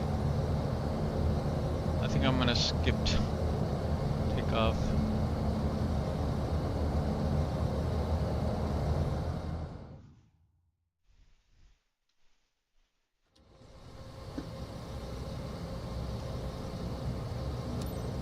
Canyon Tower, Summit Delta Sierra Tango 4911 at runway tree ready for departure, IFR to Las Vegas. Summit Delta Sierra Tango 4911, altimeter tree 029er. Cleared for takeoff runway tree. Cleared for takeoff runway tree, Summit Delta Sierra Tango 4911. To all passengers, please fasten your seatbelts and secure all baggage underneath your seat or in the overhead compartments. Place your seats and table trays in the upright position. Turn off all personal electronic devices, including laptops and cell phones, and prepare for takeoff.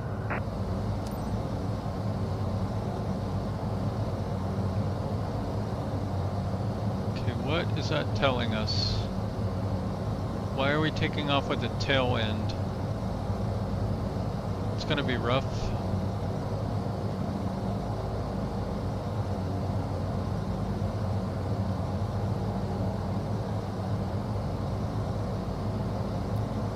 There's one more thing I want to do before we depart. Runway 26 right.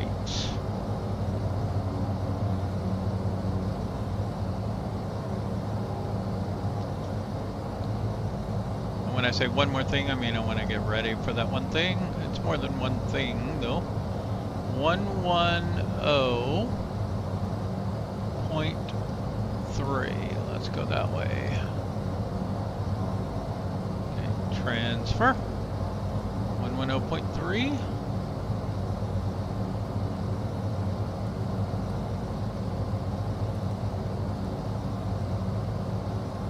Back up.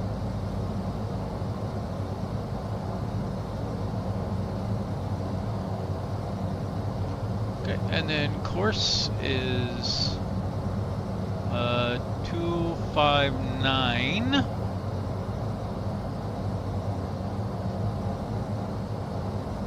I can make that disappear, and we want to be at 4,800.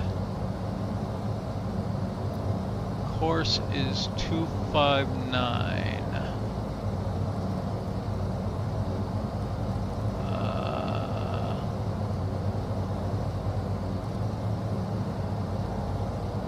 I can't make that out.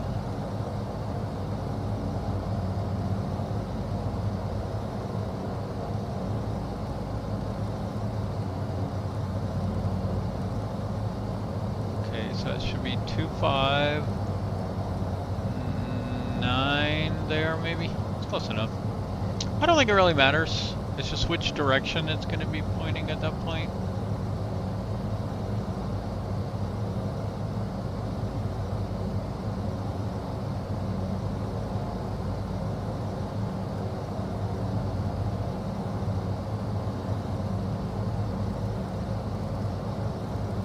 These may not agree. Uh-oh.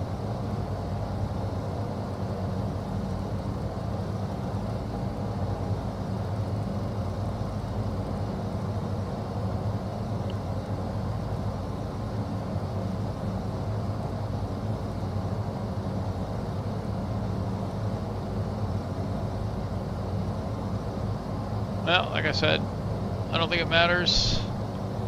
We'll figure it out when we get there.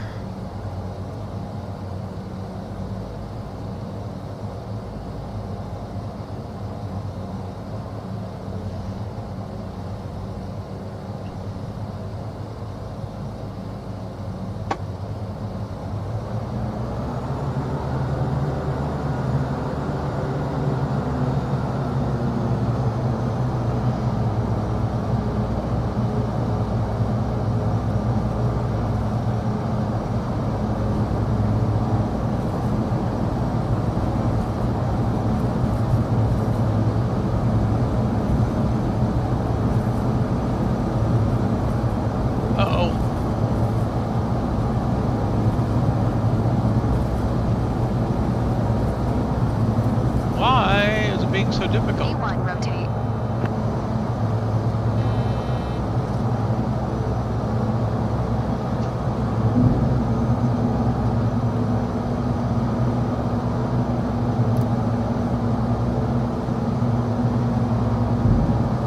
Wow, that was terrible.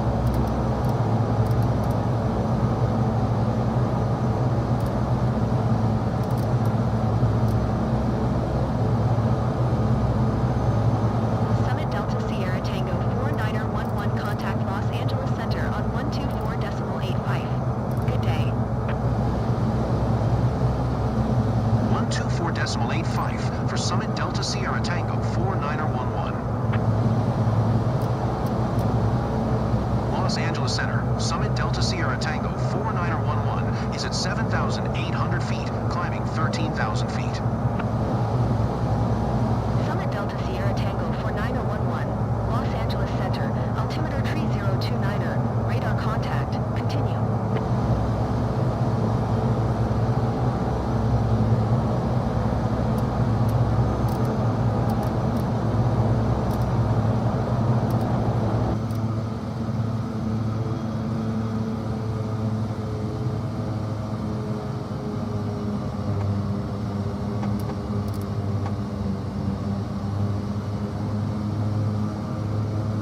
Passing 10,000 feet.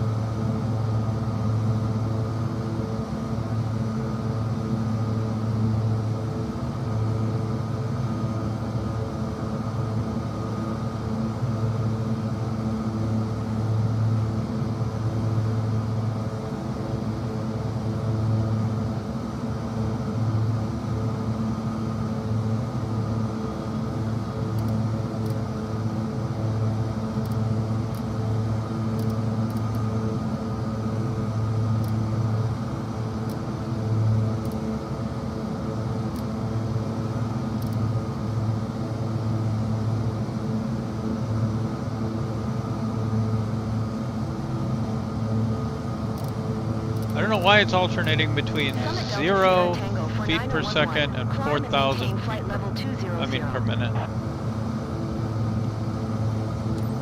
Climb Dang to it. maintain flight level 200. Summit Delta Sierra Tango 4911.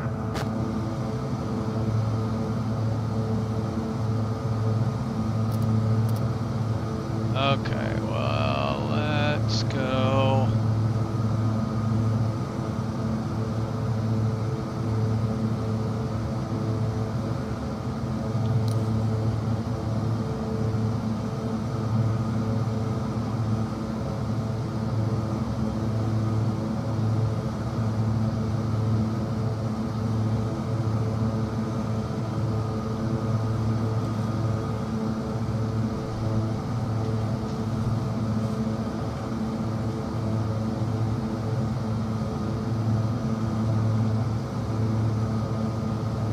Okay. Now, what I don't remember how to do. Now I remember this one. Okay, heading and nav. Is that nav? I think that's nav.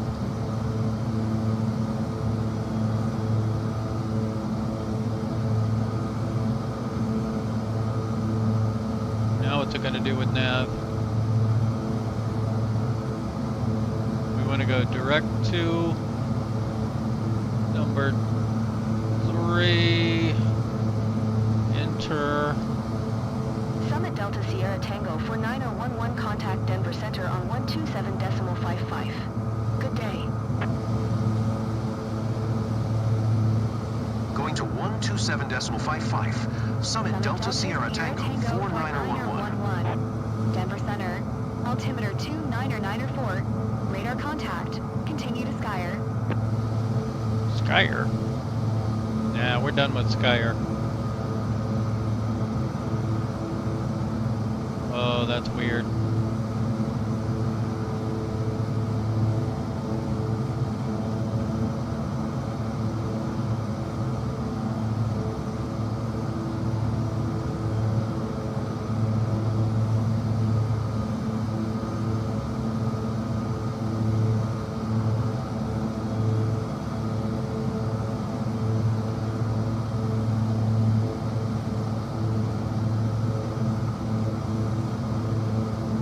Summit Delta Sierra Tango 4911, contact Los Angeles Center on 124.85. Good day. 124.85 for Summit Delta Sierra Tango 4911. Los Angeles Center, Summit Delta Sierra Tango 4911 is at 15,000 feet climbing flight level 200.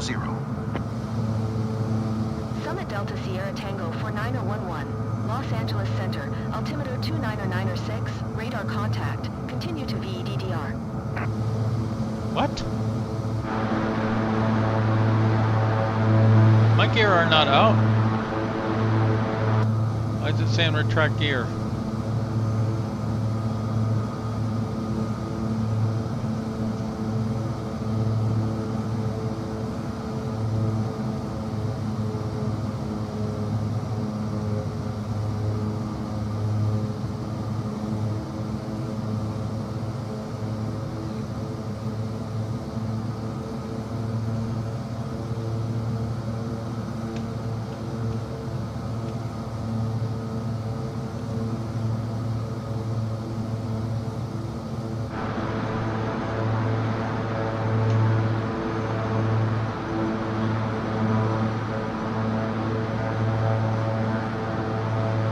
Huh. Gear are not working.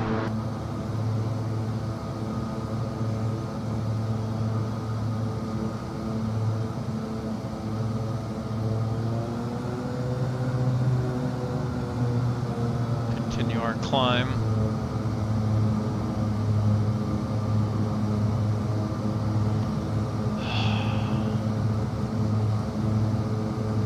Uh-oh. This is not working. There we go.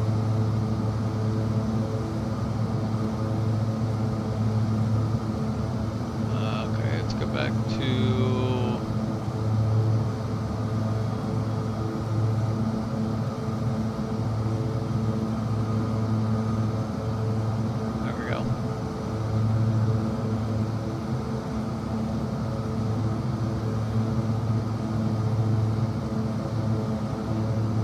Okay, nav is on.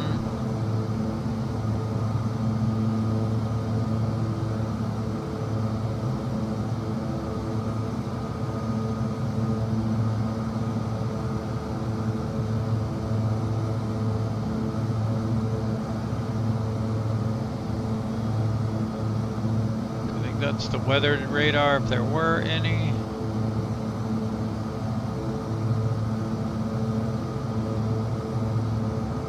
No weather, so let's just turn that to map, I guess.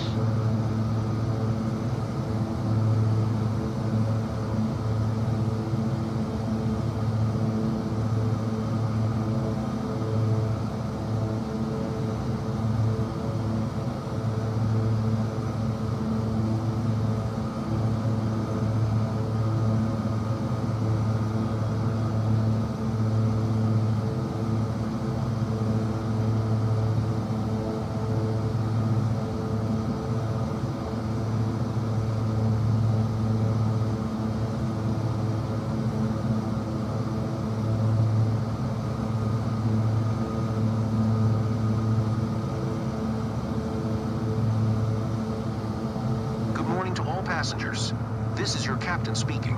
Today, I'm assisted by co-pilot Casey Armstrong. Welcome aboard flight DST-4911, inbound to Las Vegas. We are currently cruising at an altitude of 13,500 feet and at an airspeed of 150 knots. It's 12:35 p.m. We anticipate a comfortable flight in spite of some mild turbulence. On behalf of all crew members, we thank you for flying with us today. So please sit back, relax, and enjoy the rest of the flight.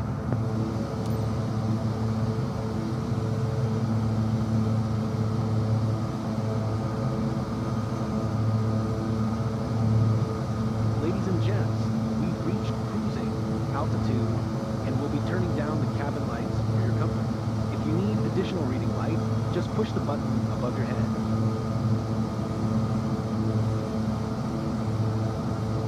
Checklist, maybe?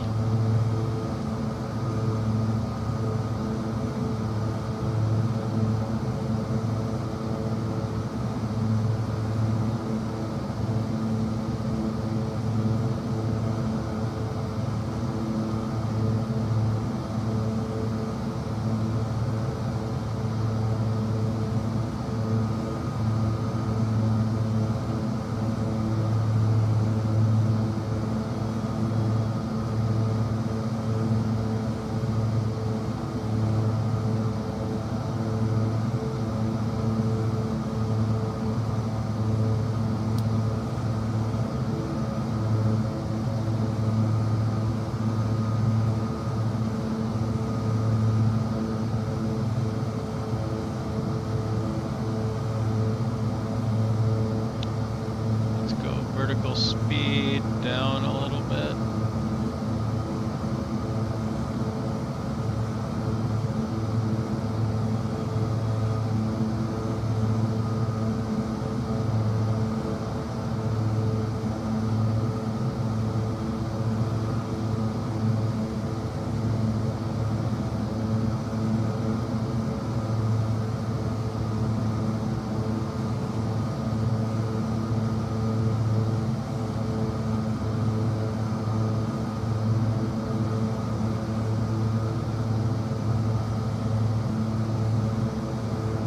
Decision height, brightness, yep.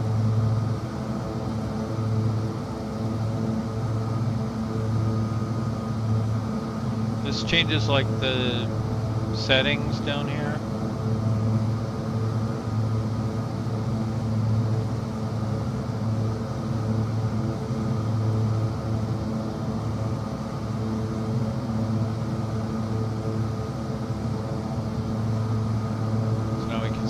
Flight plan on there.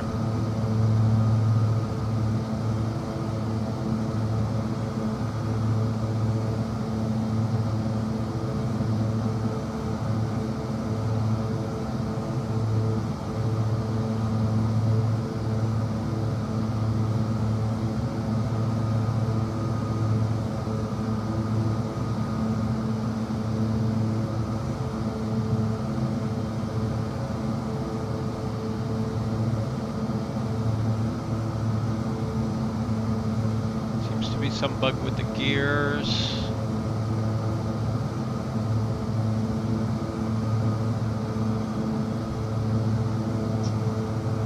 We're also getting something electrical here.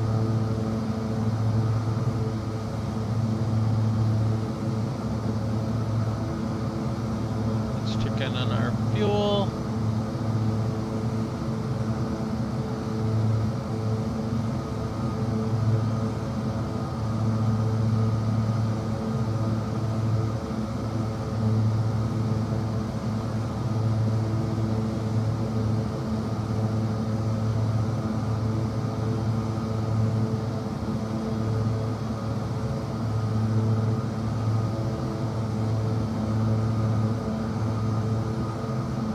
Still would like to know what's going on with the electricals that it's unhappy with. Let's see. So the battery has charge and is not draining. The generator is providing amperage at high voltage. Main. Right avionics. Right main.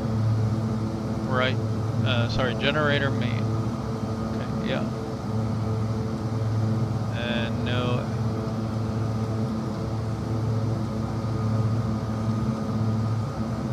external power.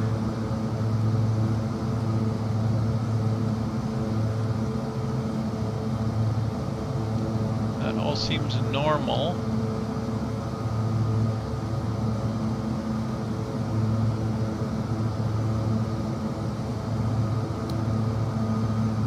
When you would turn recirculation on.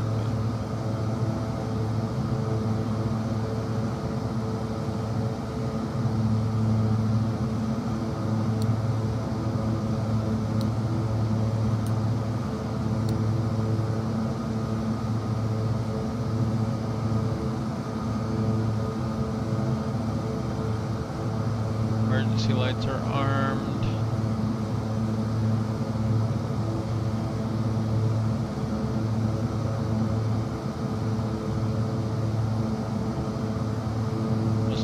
Waypoint here.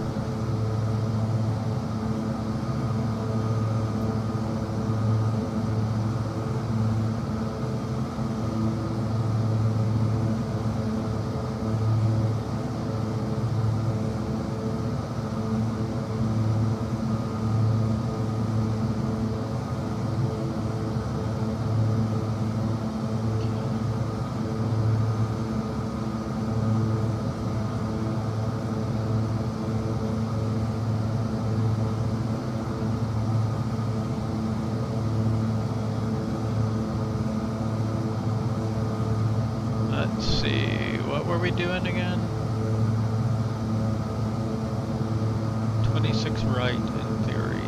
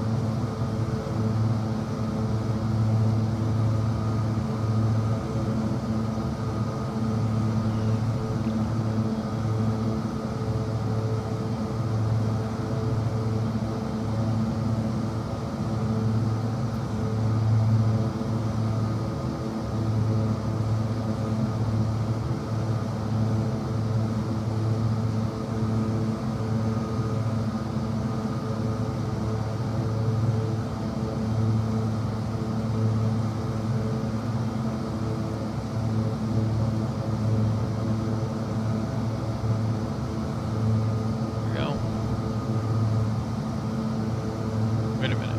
112. Yeah, 112.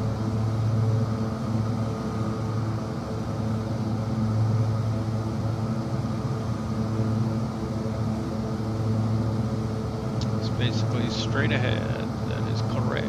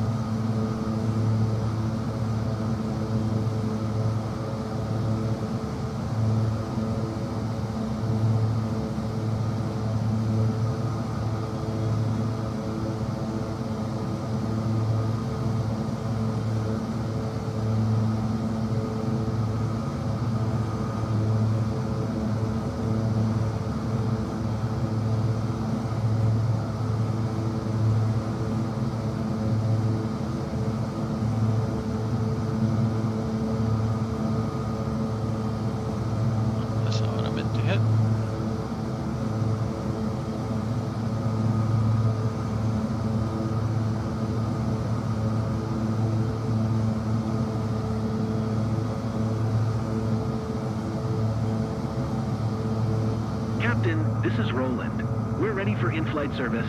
Mind if we start? Permission granted. Ladies and gents, our captain has turned off the fasten seatbelt sign, and you may now move around the cabin. However, we recommend keeping your seatbelt fastened while seated. In a few moments, the flight attendants will be by with beverages and lunch.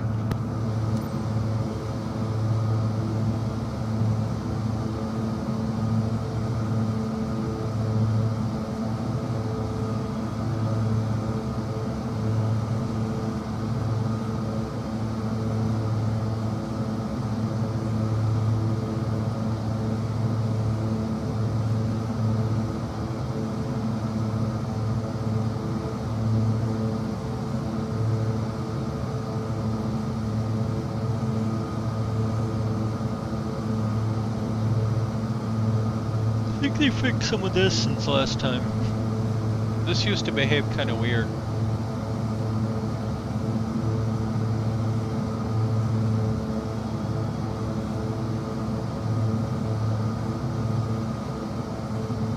Data.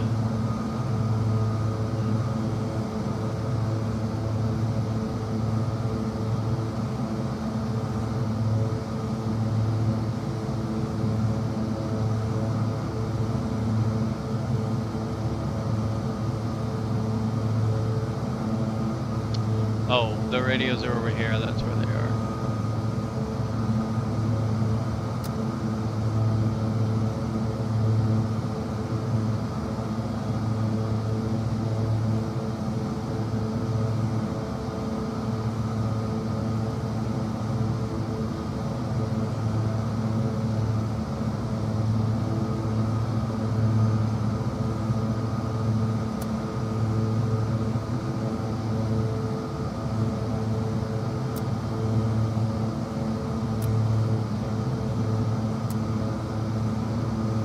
Not hearing the nav. Should be that way. Should be almost straight ahead. Peach Springs.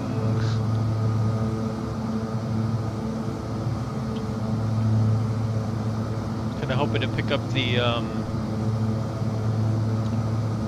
Morse code on that one.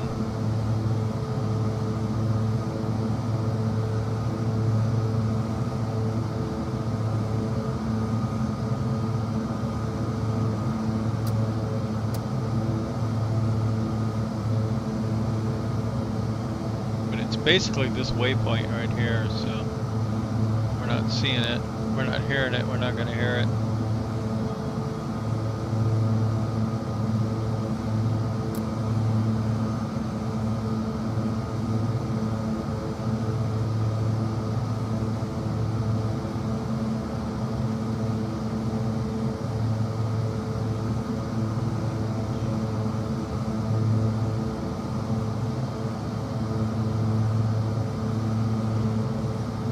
Kinda working.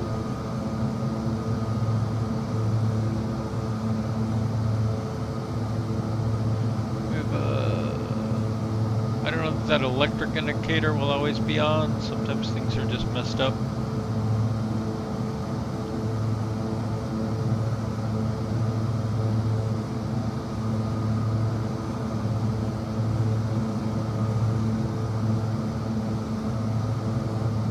Delta Sierra Tango 4911. Descend and maintain 14,000 feet.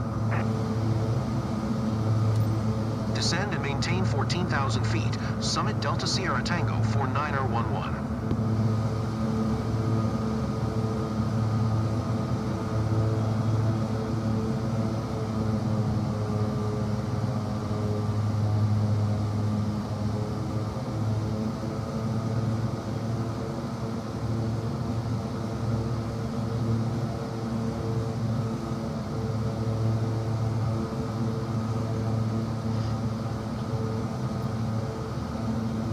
What approach are we doing?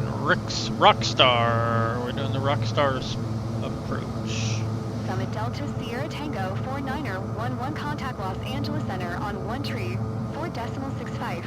Good day.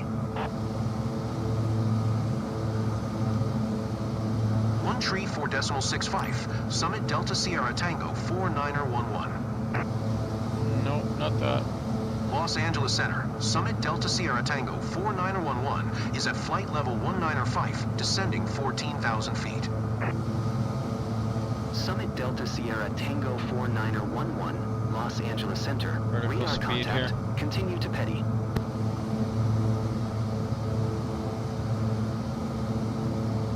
Would that be Tom Petty?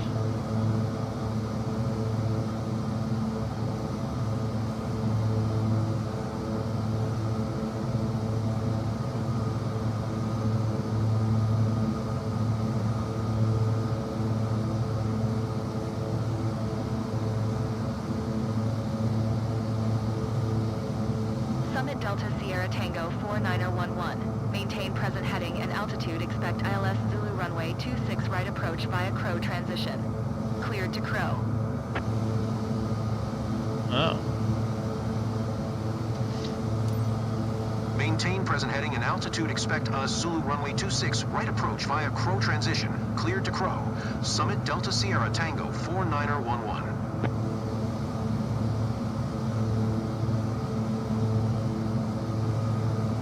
Okay, we're gonna have to figure this out because I think they gave us a different one to go to Crow.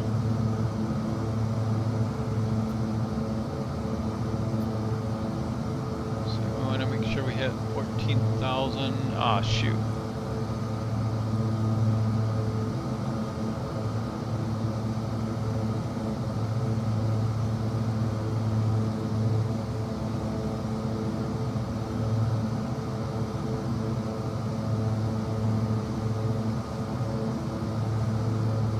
To all passengers, now we're approaching Las Vegas, where local time is 11:01 p.m. Please stay in your seat with your seatbelt fastened. Personal screens, footrests, and seat tables must be stowed away, and all hand luggage stored either in the overhead lockers or under the seat in front. Please ensure all electronic devices are turned off. Thank you. Summit Delta Sierra Tango 4911. Descend and maintain 8,000 feet. Keep speed not above 210 knots.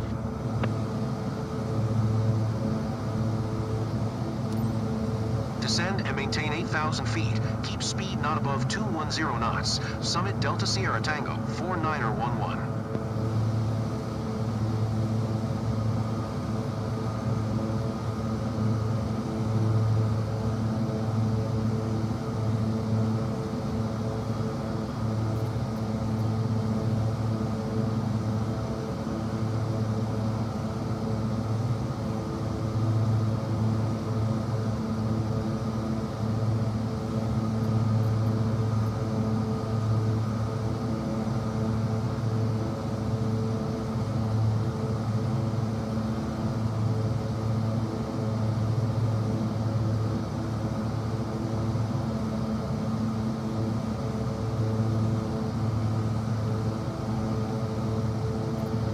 Okay, I might.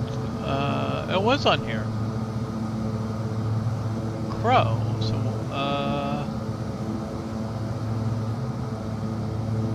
in that case, there should be a direct to Crow, but there's no Crow on here.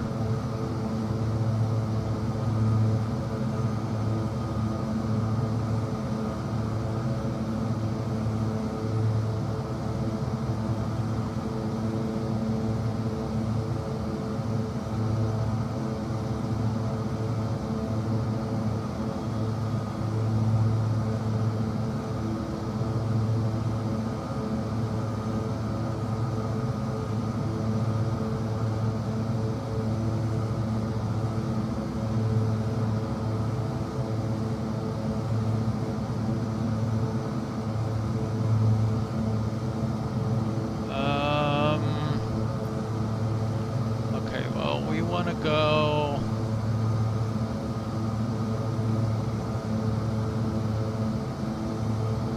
We want to go a little more that way.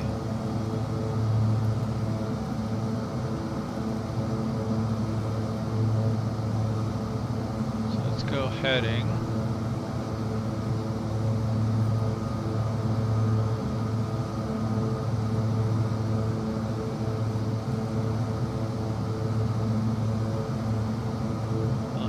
me get a crow in here somehow.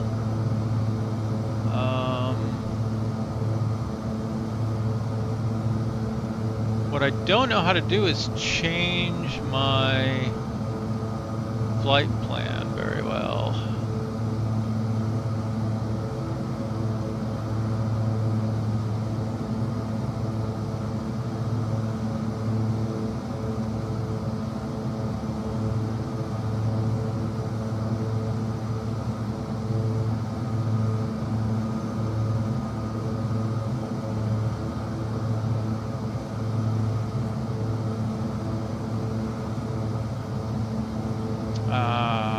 Shoot.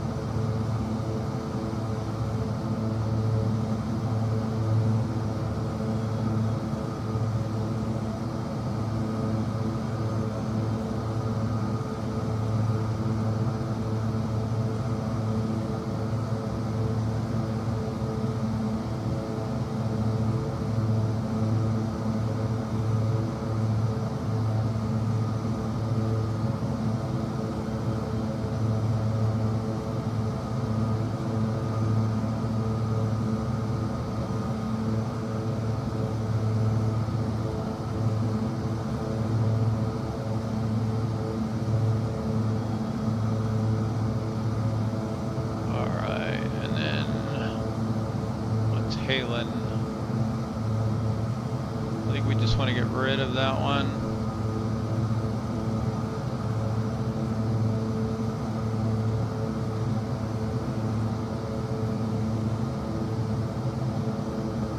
Okay, there we go.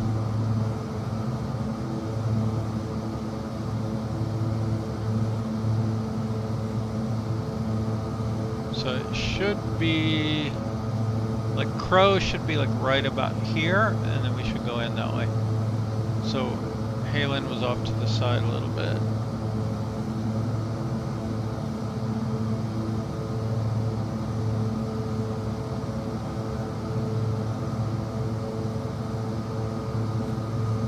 Okay, there's 10,000.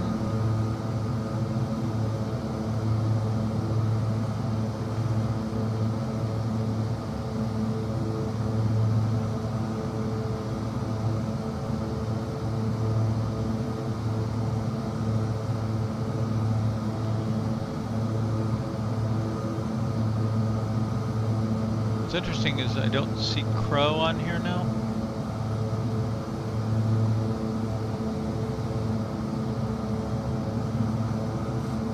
Even more weird is it was on here, just didn't make it into here.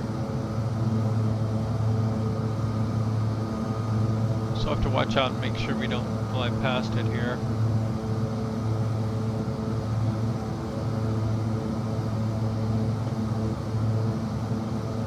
Passing 10,000 feet.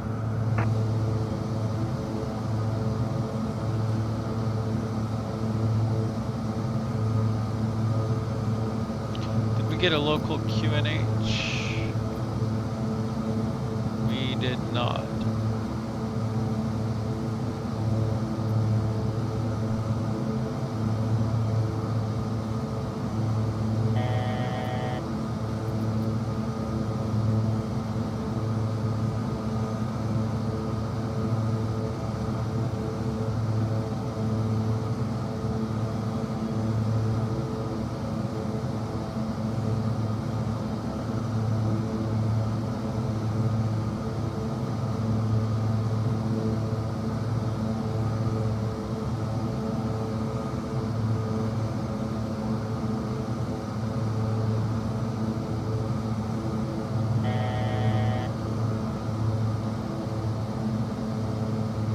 Summit Delta Sierra Tango 49er11 contact Los Angeles Center on 124.2. Good day.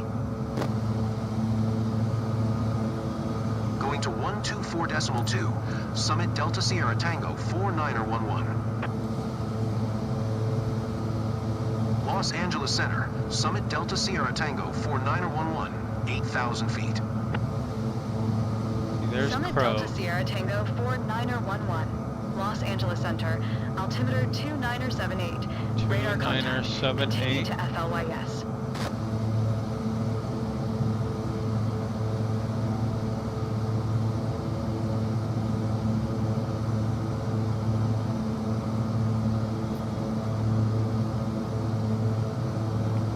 But you can see how like much better some of the more modern avionics are as far as being able to do things. And I don't know how much of this is the problems with the plane, but not all of it. Even if it updated on the map here and showed the current flight plan like I think it should. I don't know if there's something I'm supposed to do to trigger that.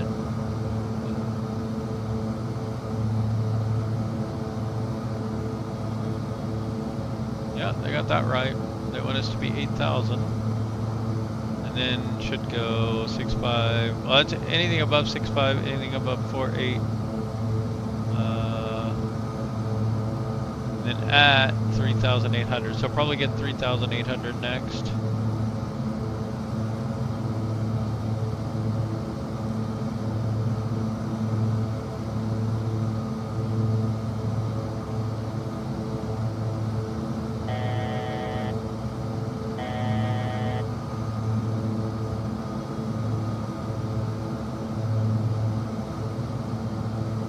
Could be ready for that one.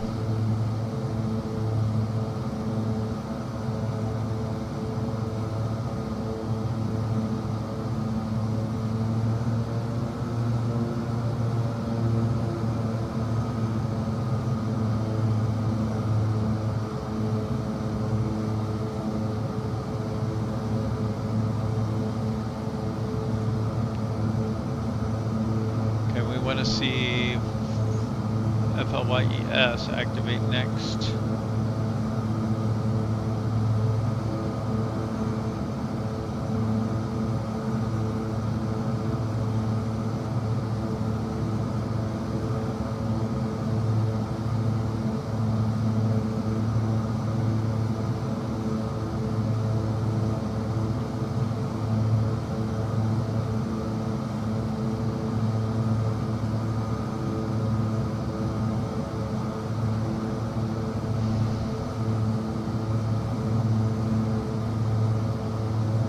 I would think Crow would be right under these blue marks. So we should be pretty close. And we should see this one activate.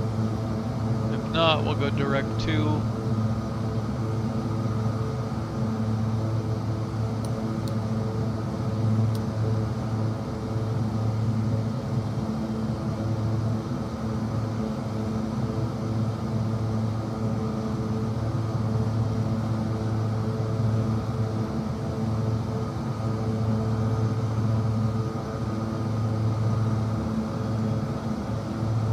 Good.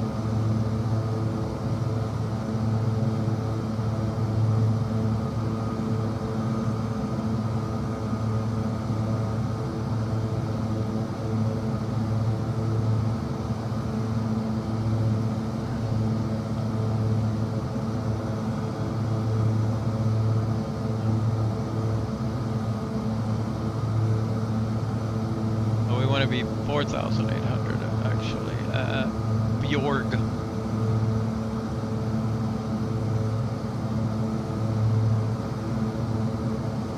Summit Delta Sierra Tango 49er11, contact Las Vegas approach on 119.775. Good day. 119.775. Summit Delta Sierra Tango 49er11. Las Vegas approach, Summit Delta Sierra Tango 49er11, 8,000 feet. Summit Delta Sierra Tango 49er11, Las Vegas approach, altimeter 29er75, radar contact, continue to FLYS. 2975?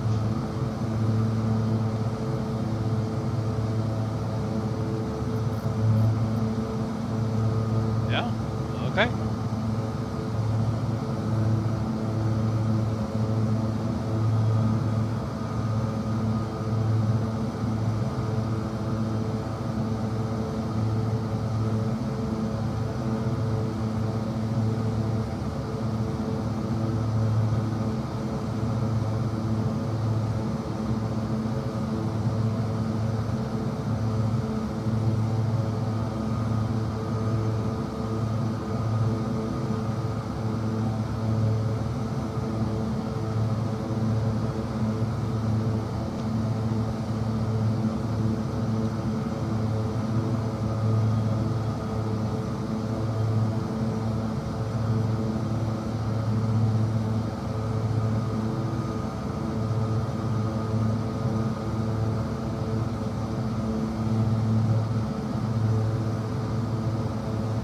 Summit Delta Sierra Tango 49er11, contact Las Vegas Tower on 119er.9er when inbound. 119er.9er. Tower 119er.9er, Summit Delta Sierra Tango 49er11. Las Vegas Tower, Summit Delta Sierra Tango 49er11, 4 miles east, inbound ILS Zulu runway 26, right approach. Summit Delta Sierra Tango 49er11, Las Vegas Tower, altimeter 29er75, cleared ILS Zulu runway 26, right approach. Cleared ILS Zulu runway 26, right approach. Summit Delta Sierra Tango 49er11. Okay, we are cleared for the approach, but not for the landing.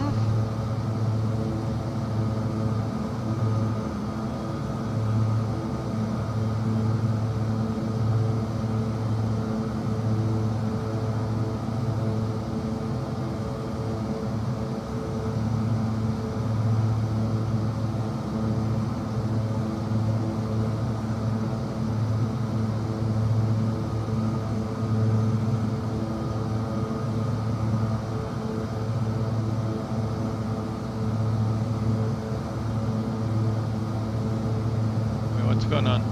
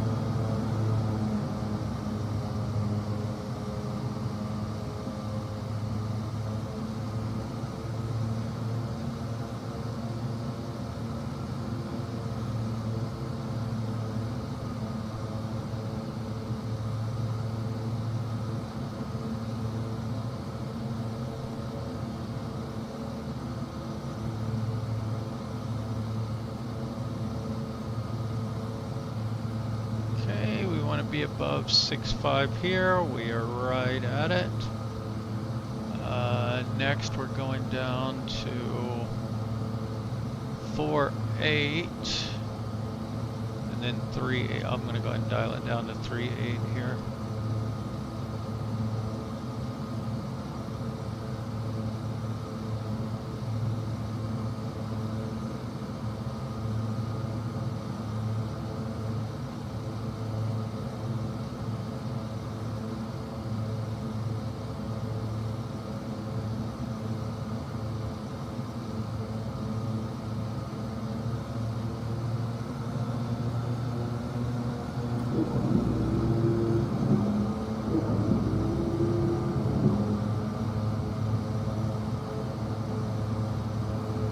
That is glide slope captured. see GS here. And you can see that we're on the glide slope here as well. And here, I believe.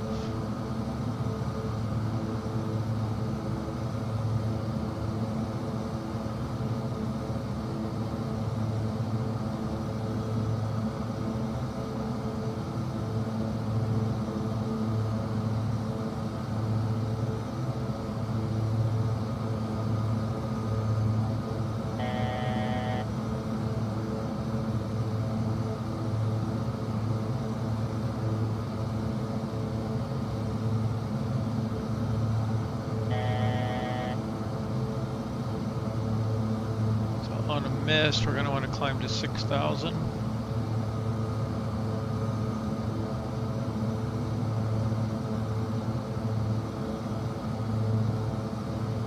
We'll right turn to 79 and then cross here at 107.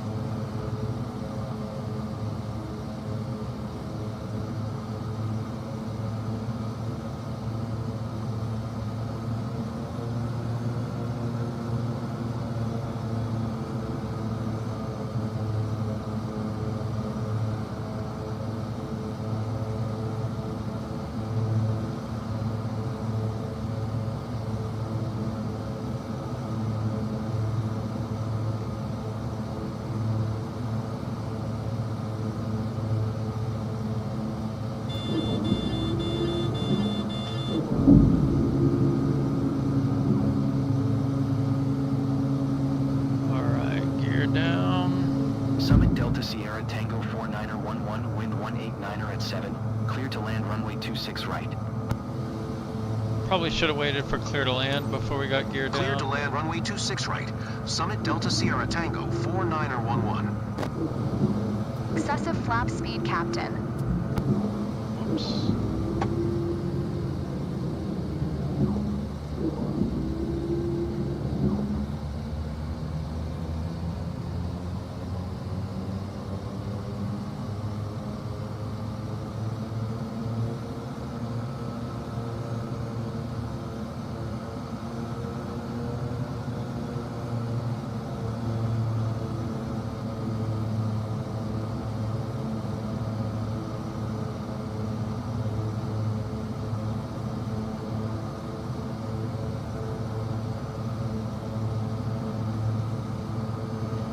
A little bouncy out here.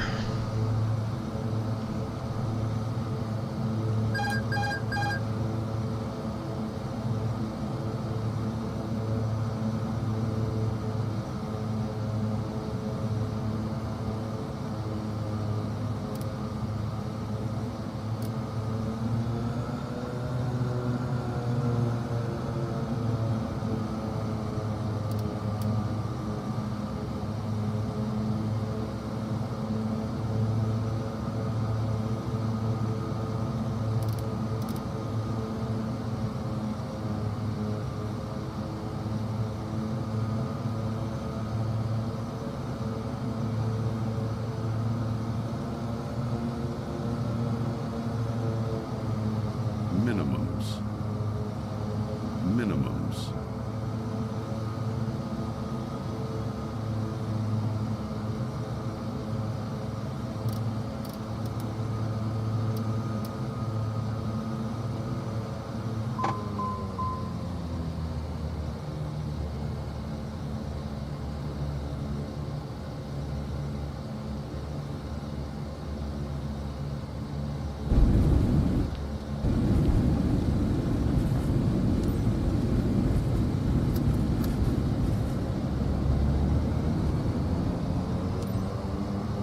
Summit Delta Sierra Tango 49er11, turn next taxiway.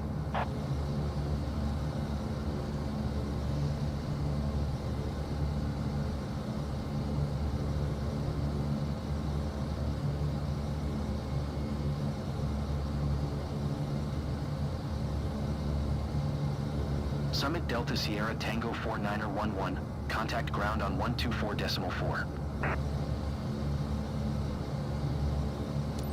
124.4 for Summit Delta Sierra Tango 49er11.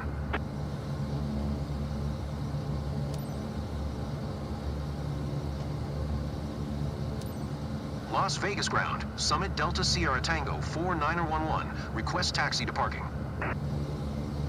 Summit Delta Sierra Tango 49er11.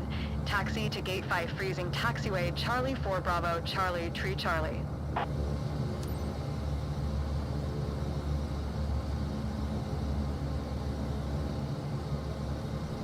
Alright, so let's turn those off for a minute.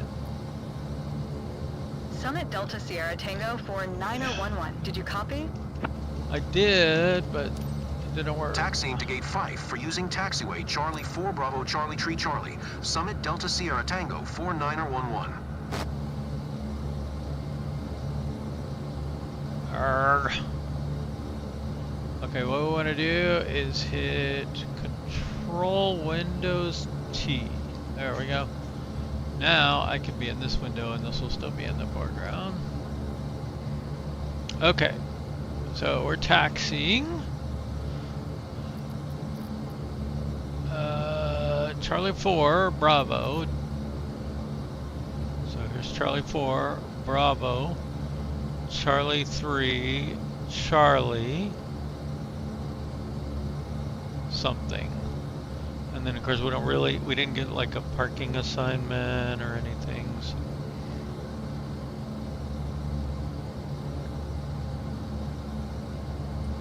We really should just go Charlie 4 Charlie, but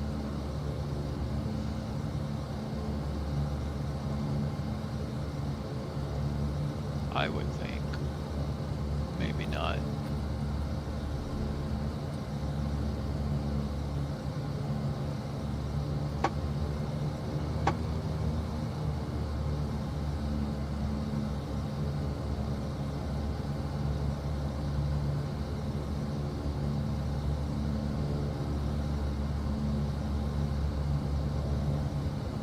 Reads out the taxiway is weird too.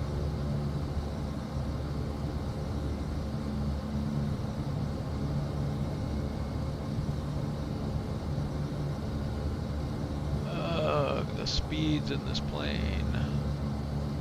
All the turboprops. Okay, that says Charlie 3. And then Charlie what? So now I'm going to turn on the taxiways because it doesn't really tell us. Like, oh, you want to go back the way you came. Okay, that's completely unexpected. Why? Why would it do that?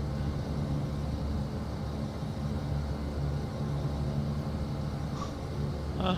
There's no way. Like, we were right there if we just gone Charlie 4.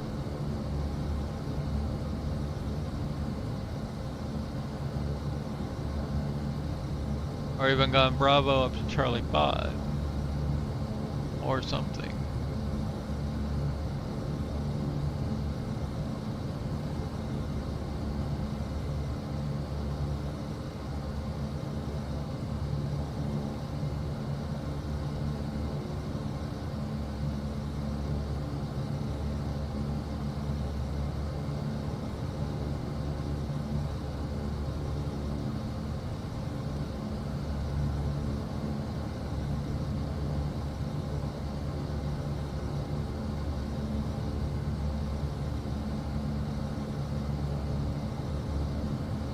Okay, 0.2 miles to go. That's tolerable-ish.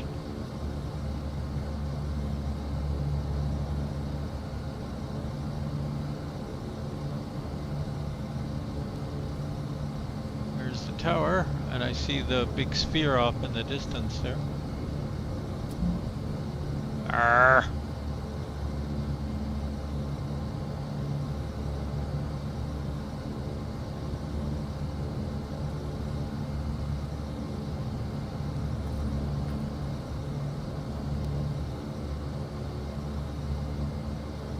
Oh, we get a big boy parking spot.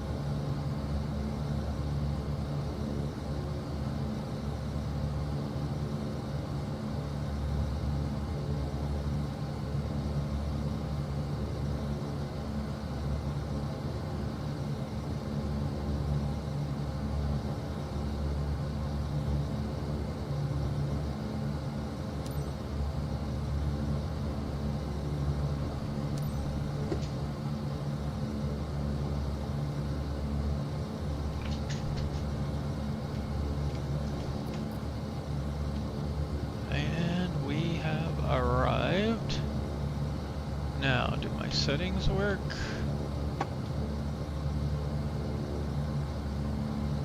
My settings are not working for some reason.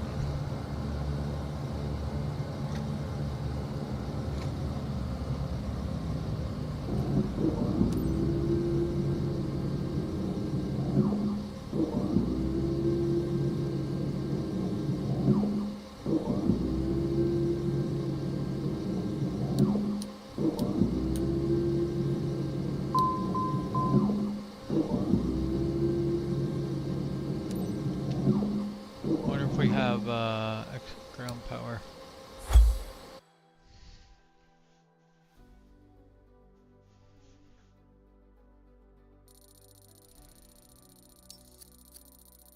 Man.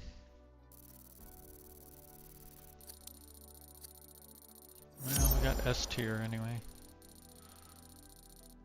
Bad weather bonus. Did we hit any bad weather at all? What's it talking about?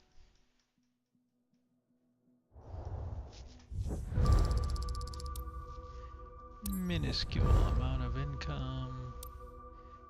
Back into S tier.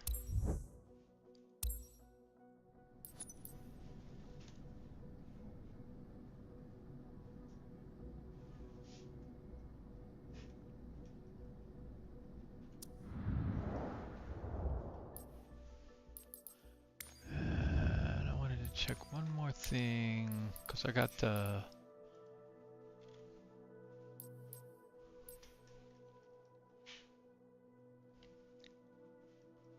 see, what did we get? Is it this one? No, no, no, no.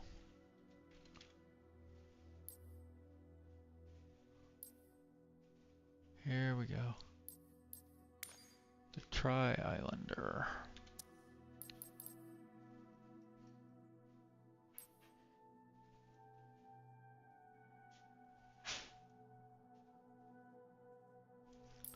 So these are long nose ones. This one's a short nose.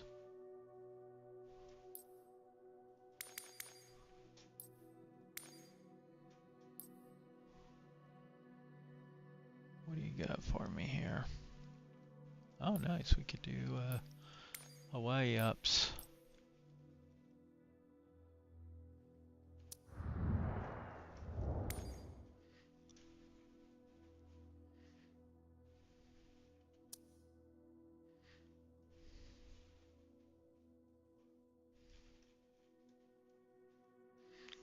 Let's see, where, I think I was on Kauai at one point, and then, you know, that's even a pretty far distance right there.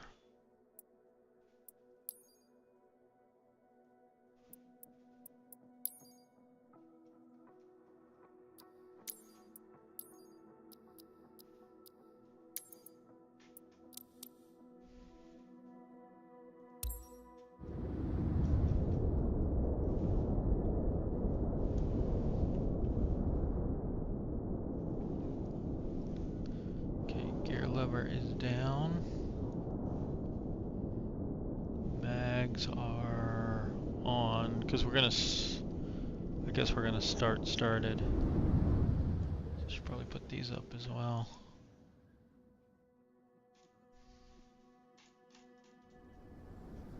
Whoa. Papa Hotel Delta Hotel traffic. Summit Delta Sierra Tango 49er11 taking off runway 8. Departure to the east. Papa Hotel Delta Hotel traffic.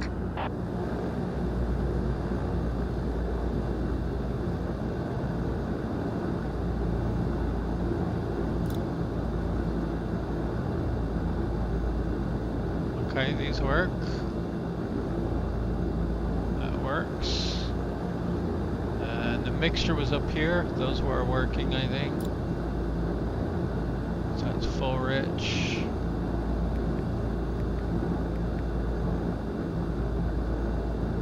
Do we just hit enter?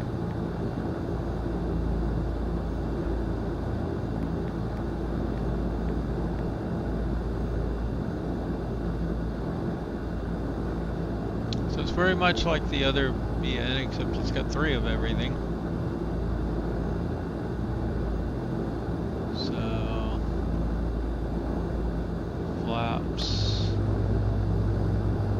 takeoff. 3 fuel selectors.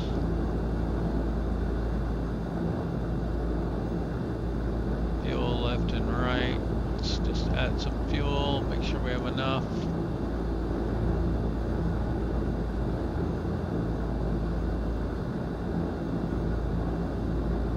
Ooh, we have a starboard transfer pump. And a port transfer pump. So we can pump fuel left and right.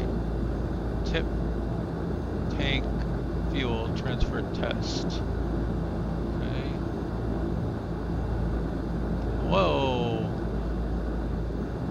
Are you supposed to be back there? Alright, we had the tail stand, chocks, gust locks, P2 covers. Okay. I guess let's just get some altitude in. We don't need to go very far.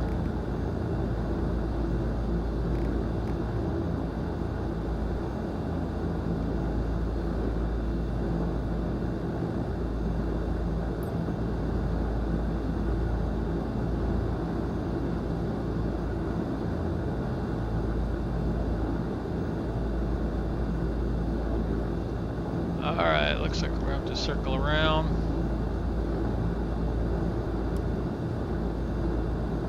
So maybe about like that.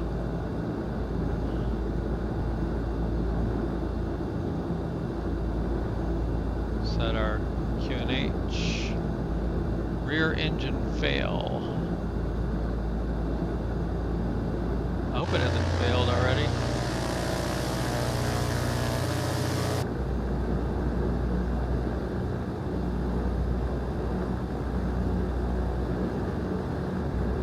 RPMs, manifold pressures, temperatures, cylinder temperatures, oil, fuel pressure. Conditioning doesn't work.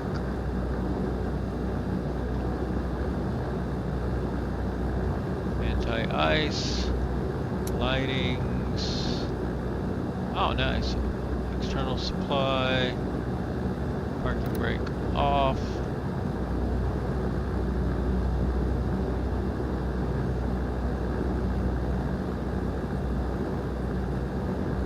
Uh, 530 doesn't seem to be working though.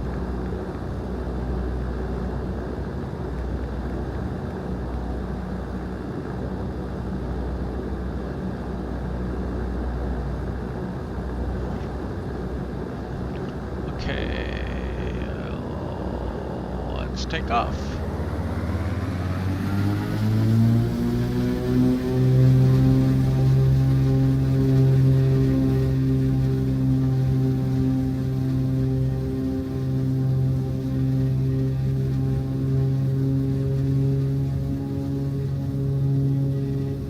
Nice and smooth.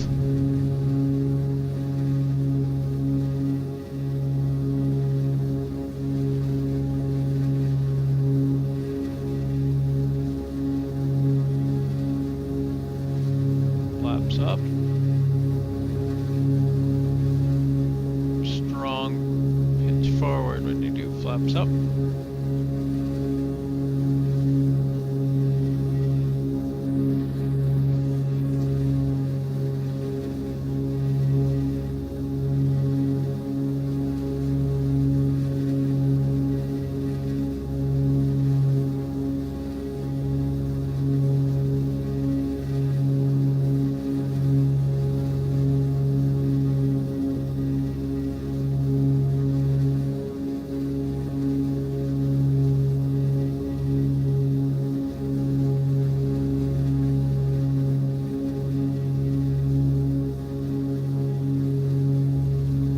That is a sunset, alright.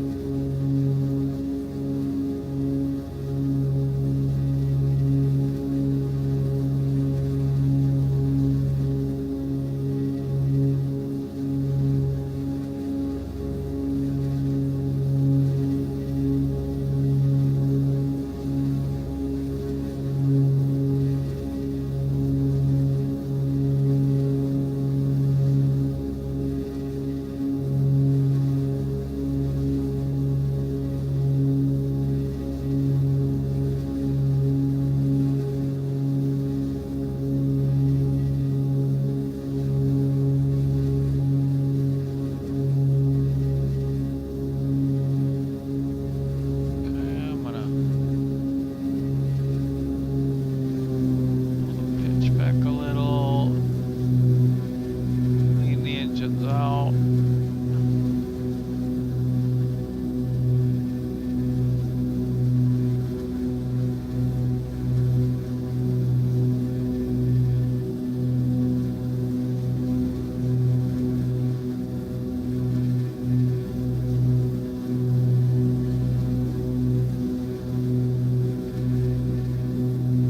Let's go heading.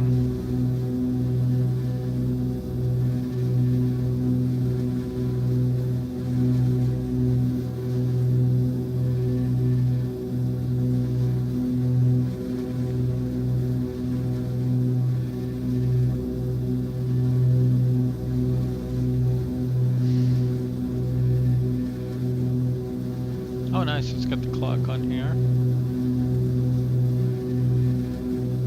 Let's check our engines, those seem okay. Everything's green.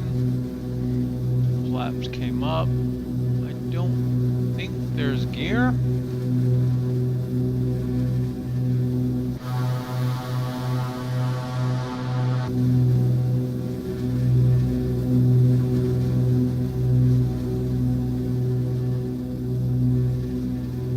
Squawk 1200.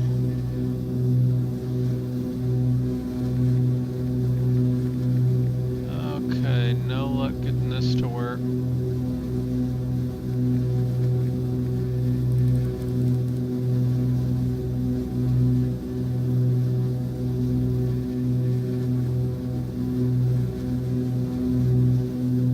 Looks like COM1, NAV1, COM2, NAV2 would be my guess.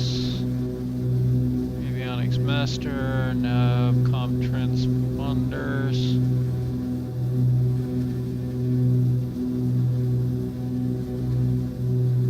Ooh. Circuit breakers. It's basically your failure panel.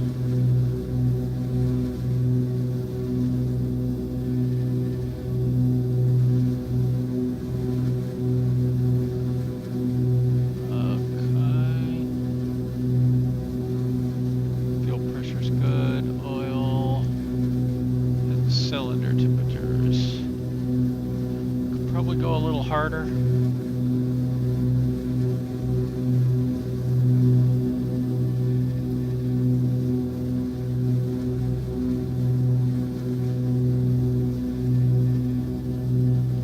Yeah, we don't want that. Let's go.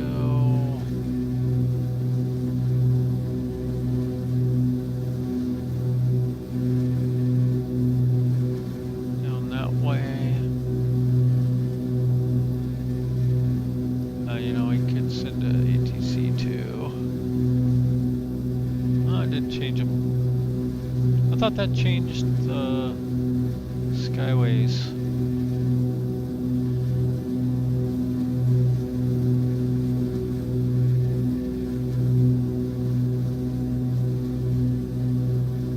It's gonna be hard to set our nav1 without this.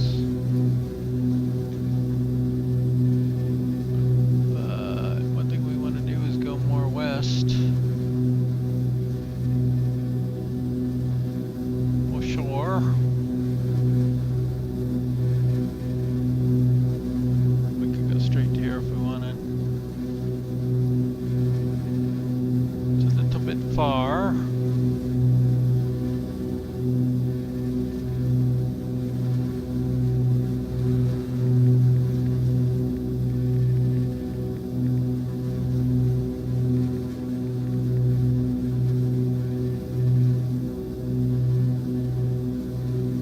That is unfortunate. Maiden voyage.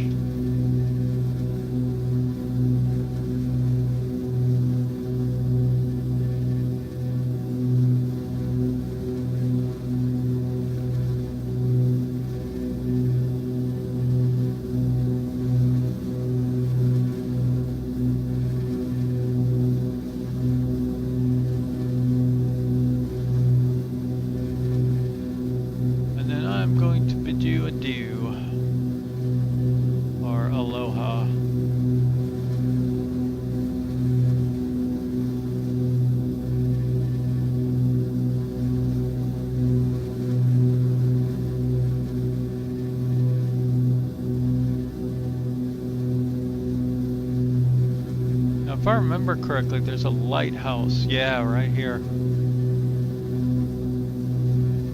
You can drive all the way out here and hang out at this lighthouse. And I wonder if it's going to be there in the game.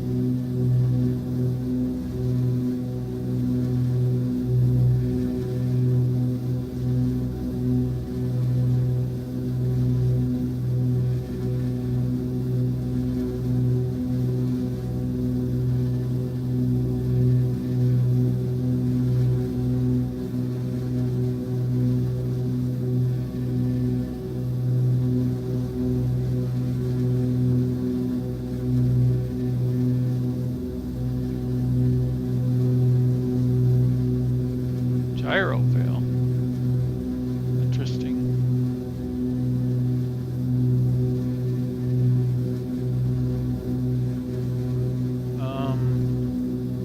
We have crashed or something, actually.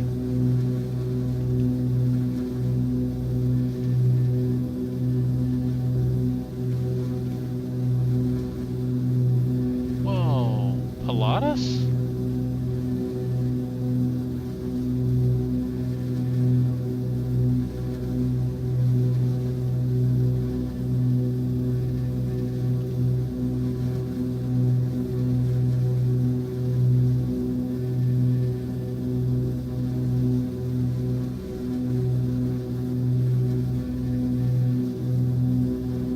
Acquired Britton Norman in 1978. For a time, the company was known as Pilatus Britton Norman.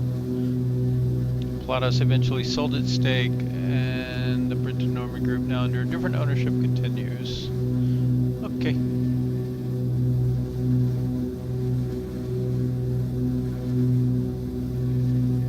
So, it is dead. It doesn't seem to be crashing, but it is not continuing on in any sense. And so I guess this is where we end it. In the sky. Alright, have a good one all, bye.